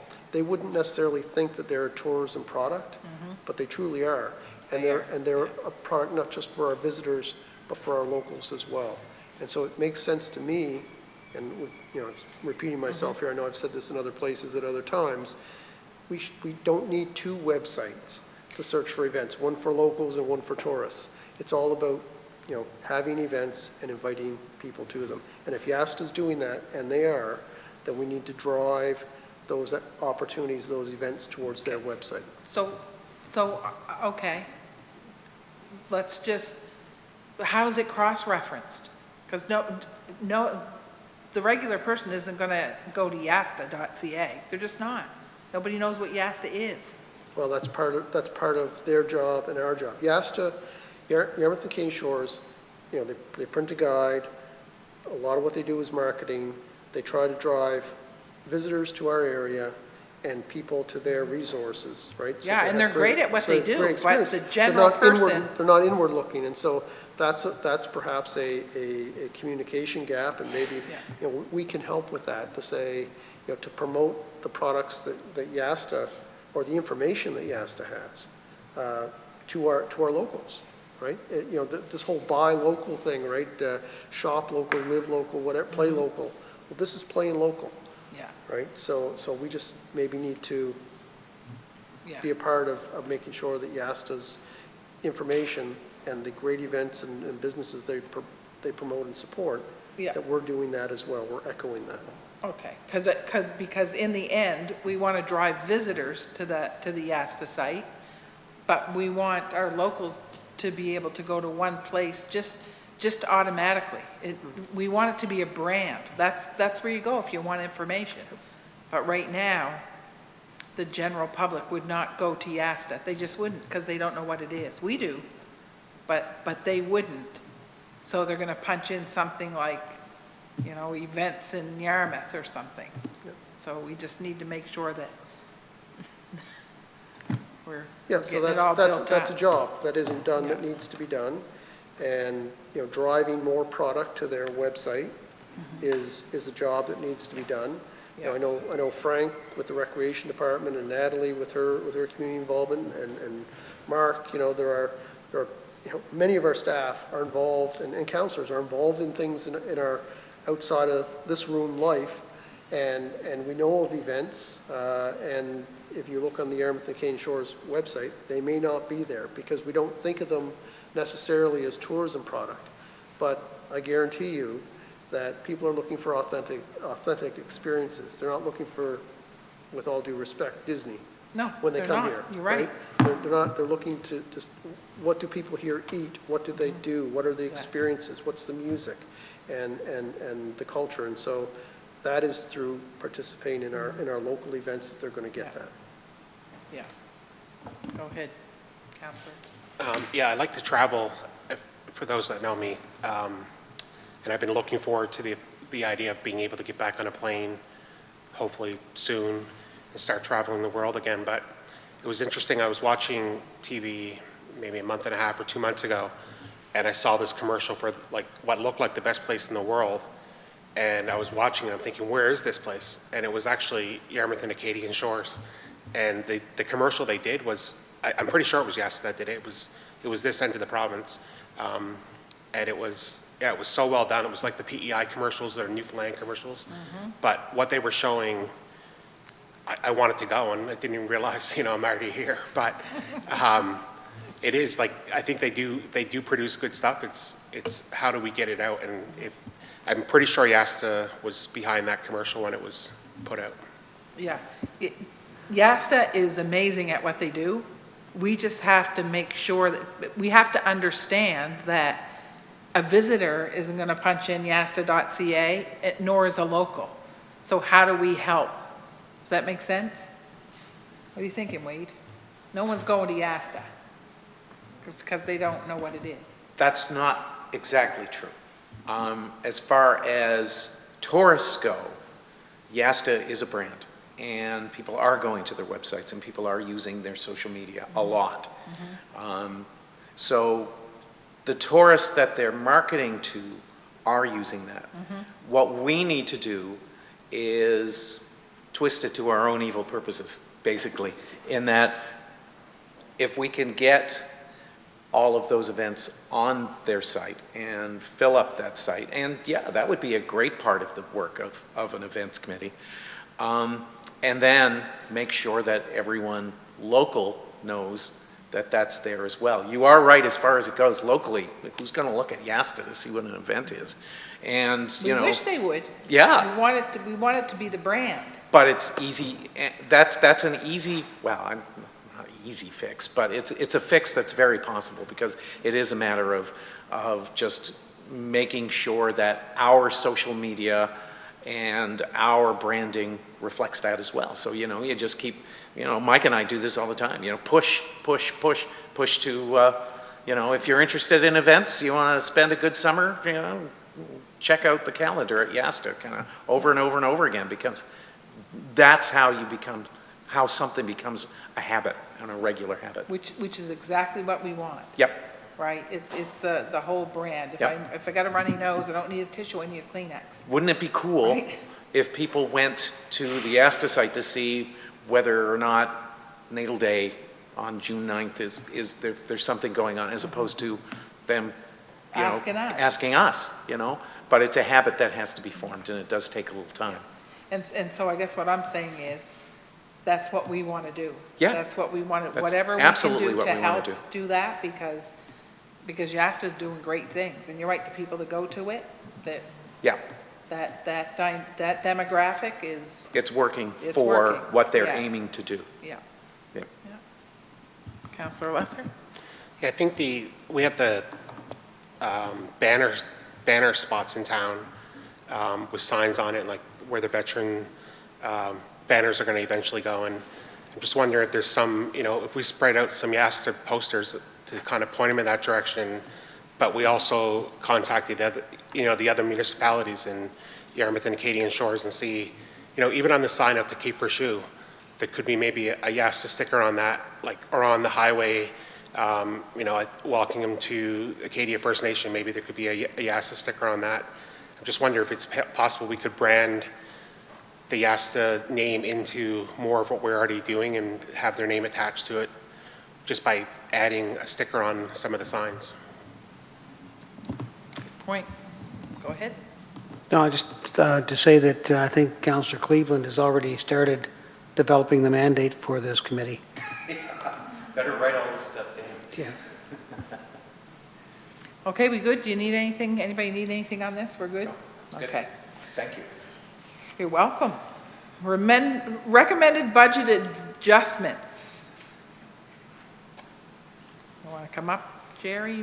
We've got a couple here.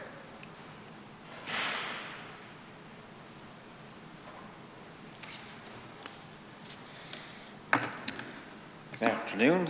As the memo mentions, when we went through our budget process, there were a few line items that we were kind of unsure of how they might play out throughout the year. We're only 4 months into our budget as far as being able to review full months. So I've kind of pretty much gone through July statements, identified some able to identify some areas where I feel we will be over budget on the expenses, but I can't really identify yet if we'll be under anywhere.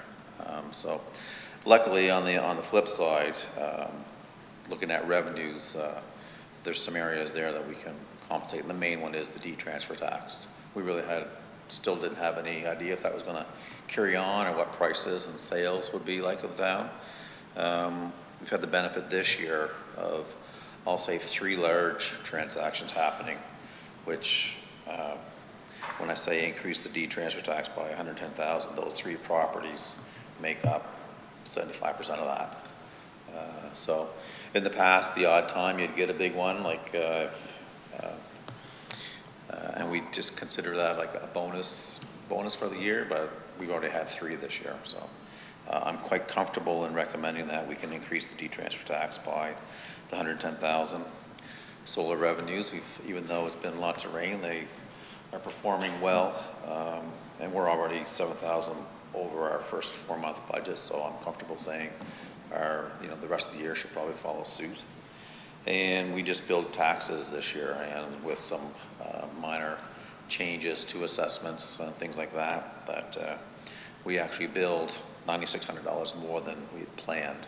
So I think we have on the revenue side can compensate for the 2 line items that concern me, and one is, and it's not really a concern with the school board amount. That was just, we didn't know when we did our budget. And so we do have the final numbers in for that, and like I mentioned, it's $26,000 higher than the prior year.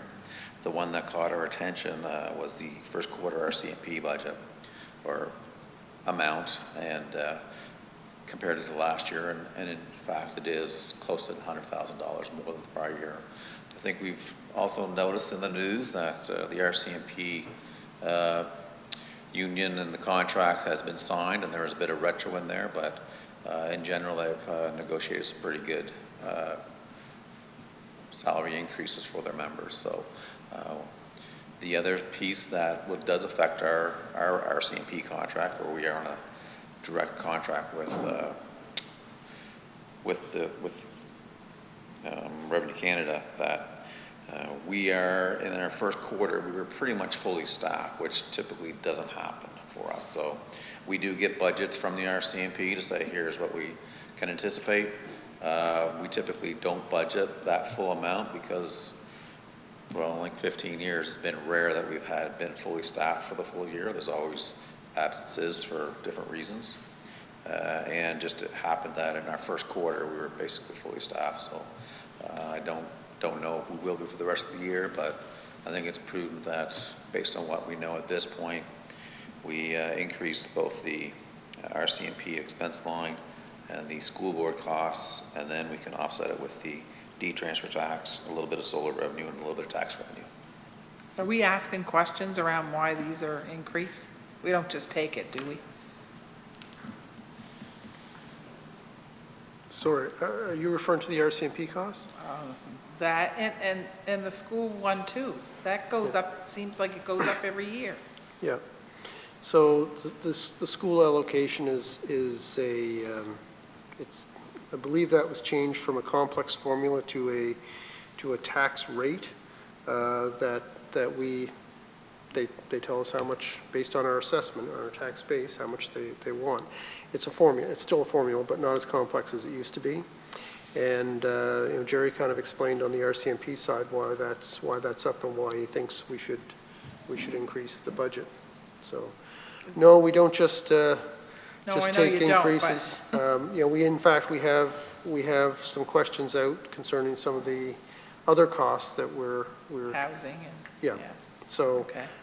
We'll continue to look after the dollars, but there are some things that are beyond our control, and through contractual obligations, we have to pay. Fair answer. Go ahead, Councillor Dares. Well, first off, I'd like to make the motion that we recommend make the motion that we change the revenue line increases as recommended. And I have a question following that if the motion gets seconded. The question would be, we're anticipating a rather large demolition bill probably before the end of the year. And how does that factor into our budget? I think we'd have to tap into reserves or something along those lines, look at that when those actual costs come in. I'm not sure, like I say, it's early in the year as far as where different people are with projects and those types of things, so I don't think we'd be able to just absorb that amount in the budget. You know, again, same with capital. I'm not sure where all that stuff will fall, but you know, push comes to shove, we can work with reserves or those amounts that we've put in the bank for when situations like that arise. Okay, thank you. Councillor Hatfield?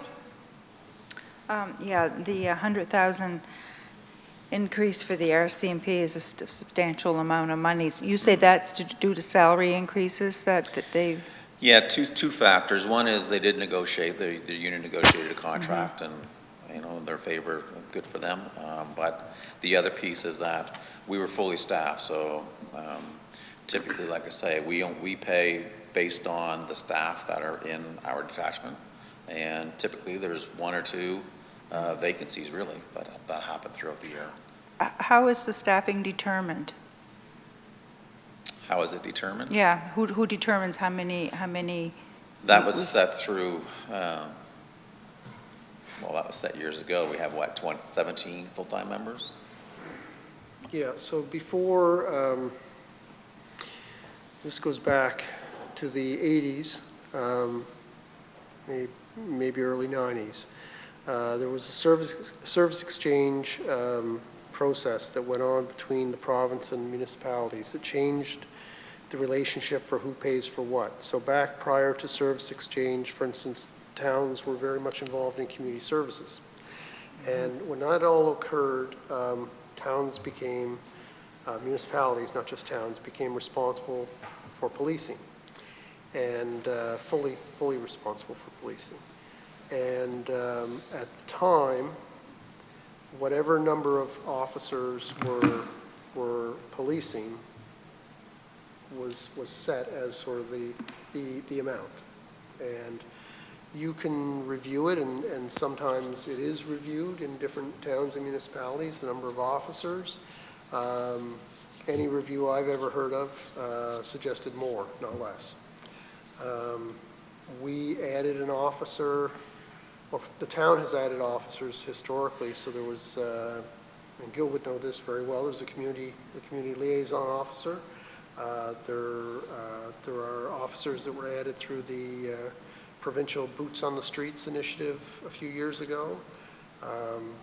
There's a GIS section, I think we call it, and I don't know what that stands for, but it's a couple of officers. General investigations. Yeah, so it's a couple of officers specifically tasked within the town detachment for that work. And all of that adds up to 18. And so we have full-time 24/7 boots on the street police service, which is probably necessary in a town. You know, things don't just happen 9 to 5 as far as activity that requires their services. In fact, probably as much after hours as sort of normal daytime hours. So it's a very expensive part of the service we provide. And as the $100,000 suggests, it doesn't take much change to cause a swing in the cost. Now, historically, and this goes back to prior to my time here, we have not been fully staffed. It's been a challenge to get officers that across the country. And I think it's Regina where they're trained. They train so many, and they're spoken for, and we've had difficulties being fully staffed. If we were fully staffed the first quarter of this year, I think just through promotions, transfers, retirements, injuries on the job, if anybody is not in their position for 30 days in our detachment, then they come off of our bill. So, Which is a blessing, because that's not well, the case it with has every saved us a lot of money. contract. It has saved us a lot of money. So the other possibility for a police contract is through the province. So the province of Nova Scotia has a police contract with the RCMP, and municipalities can subscribe to that. Our neighbors around us have, and all but maybe 10 towns are part of that police contract. What that contract is for a level of service. And so they determine the level of service, let's say, is 18. They could have 16 officers here, but if they're providing the level of service of 18, then you still pay for 18. So we didn't go for the provincial contract because we knew when it came up for renewal 6 or 7 years ago, we didn't buy that contract. We didn't go that way because we knew historically that we never paid for what we, excuse me, what we wanted to be our full complement because the boots weren't there. But what we were told by people under the provincial contract is that they always paid whatever the level of service was because the detachment always maintained that they provide the same level of service as if they were fully staffed. So this is maybe the second quarter in almost 18 years that we've had the full complement that we've been billed for. And does the town get to look at their budget and what we're paying for, like a line by line, what that contract consists of? We get a very detailed report when we get our quarterly bills. Okay. Yeah. Good. Anything else for Jerry? And there's a motion on the floor. Did we vote on that, Lindsay? No. Okay. Question? Questions called. All those in favor? Aye. Aye. Contrary? Motion carried. Thank you. Okay, correspondence, additions. Okay, so under additions, renaming of Alma Square. So we did kind of have a general conversation about if folks would be okay with that. I did speak to Jim's family members and actually with Don yesterday, with Jim's wife yesterday and his sister, and they would love to do that. So I guess today what I'm looking for is a motion to officially say that we're okay to do that, and then have the conversation with them around how that would roll out. And, you know, little things like they want to make sure there's a little, you know, a little plaque, just so there's just not, you know, Jim McLeod Square or however we want to name it together, but that there's a little piece of history which makes sense. So just figure out those logistics after. Jeff, what do you, that's how we would do that? Yeah, go ahead, Councillor. So I'm assuming that Alma Square by default got its name because it's on Alma Street. That'd be correct? Good. In that case, I would love to make that motion to rename it. Thank you. You know that Jim's mom's name is Alma? I knew that. That's kind of what made me nervous. It was a tough one because I said, oh gosh, how do you do that? But yeah, they're good with it. Okay, moved. Second. Seconded. Any more discussion? Question? All those in favor? Aye. Aye. Contrary? Motion carried. And then maybe we'll, Lindsay, if you remind me, maybe next week we'll just give them a call and see if they want to get together and have a conversation around some of the logistics. Okay, good. All right. Parade Street parking we already kind of did because I was just going to ask Chad about what are the chances of, you know, doing something different there, but we'll have that conversation. And then the tender results, compost facility skid steer leases. So the recommended motion there is that council award the skid steer lease for the compost facility to Battlefield Equipment Rentals for the monthly price of $3,671.29 HST extra. Moved by Councillor Lesser, second by Deputy Mayor. Why do we lease a skid steer? So, Your Worship, we haven't got to the waste park on our council tour. We'll resume that later next month when we have a full complement of councillors. We'll get back in the bus and see some more of what the town owns. But the compost facility is where all of the organic waste from the green carts and so on goes. It goes into a building and into tipping floor, and then it moves in through a process of bunkers and then to other buildings. In order to move this material around, we use these compact skid steer machine loaders. So some of you might be familiar with what's referred to as a bobcat. Very compact loader machines. That's the kind of thing we're talking about here. They skid steer, right? That they don't have wheels that turn, but they skid, and that's pretty much what you need to use inside the building because of the physical constraints. And so every now and then they wear out, need to be replaced, and so this tender is to purchase two new skid steers for the compost facility. I guess that was my question. Why is it a lease and not a purchase? Sorry, I didn't. That's okay, but I learned a whole lot in the last 30 seconds. Yeah, including that the CAO doesn't listen terribly well. No, I probably didn't phrase the question right. I just always wonder why we don't purchase, why we lease if we could purchase, but. I will defer to Chad in terms of why we're leasing these particular machines. There's always a reason. I think everybody's tummies are starting to growl too. Sorry. Thanks, Chad. We've always leased. So back in Dave Ernst Day, Dave leased as well. But I think why we do that is the skid steers both operate 7.5 to 8 hours per day. So over the course of 2 years, by the end of 2 years, you have absolutely no service life left in these machines.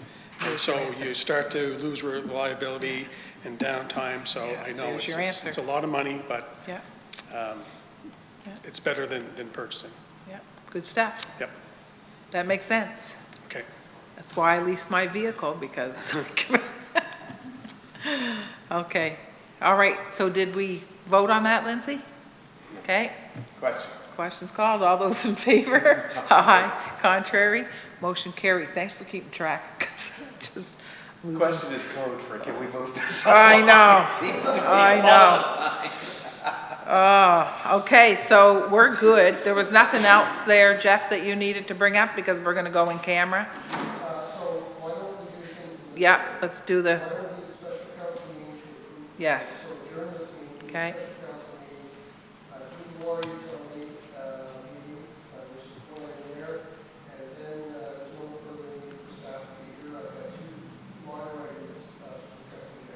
Perfect. Okay, so motion to adjourn, please. Thank you. Okay, so I'm going to call a special council meeting to order. Record of attendance, absent with regrets, declarations, all that stuff. Okay, and the agenda item, there's only one, and the motion is that council award the skid steer lease for the compost facility to Battlefield Equipment Rentals for the monthly price of $36.71.29 HST extra, because at the end of 2 years, we don't have too much life yet. Okay, moved by Councillor Lesser, second by Councillor Hatfield. All those in favor? Aye. Contrary? Motion carried. Motion to adjourn.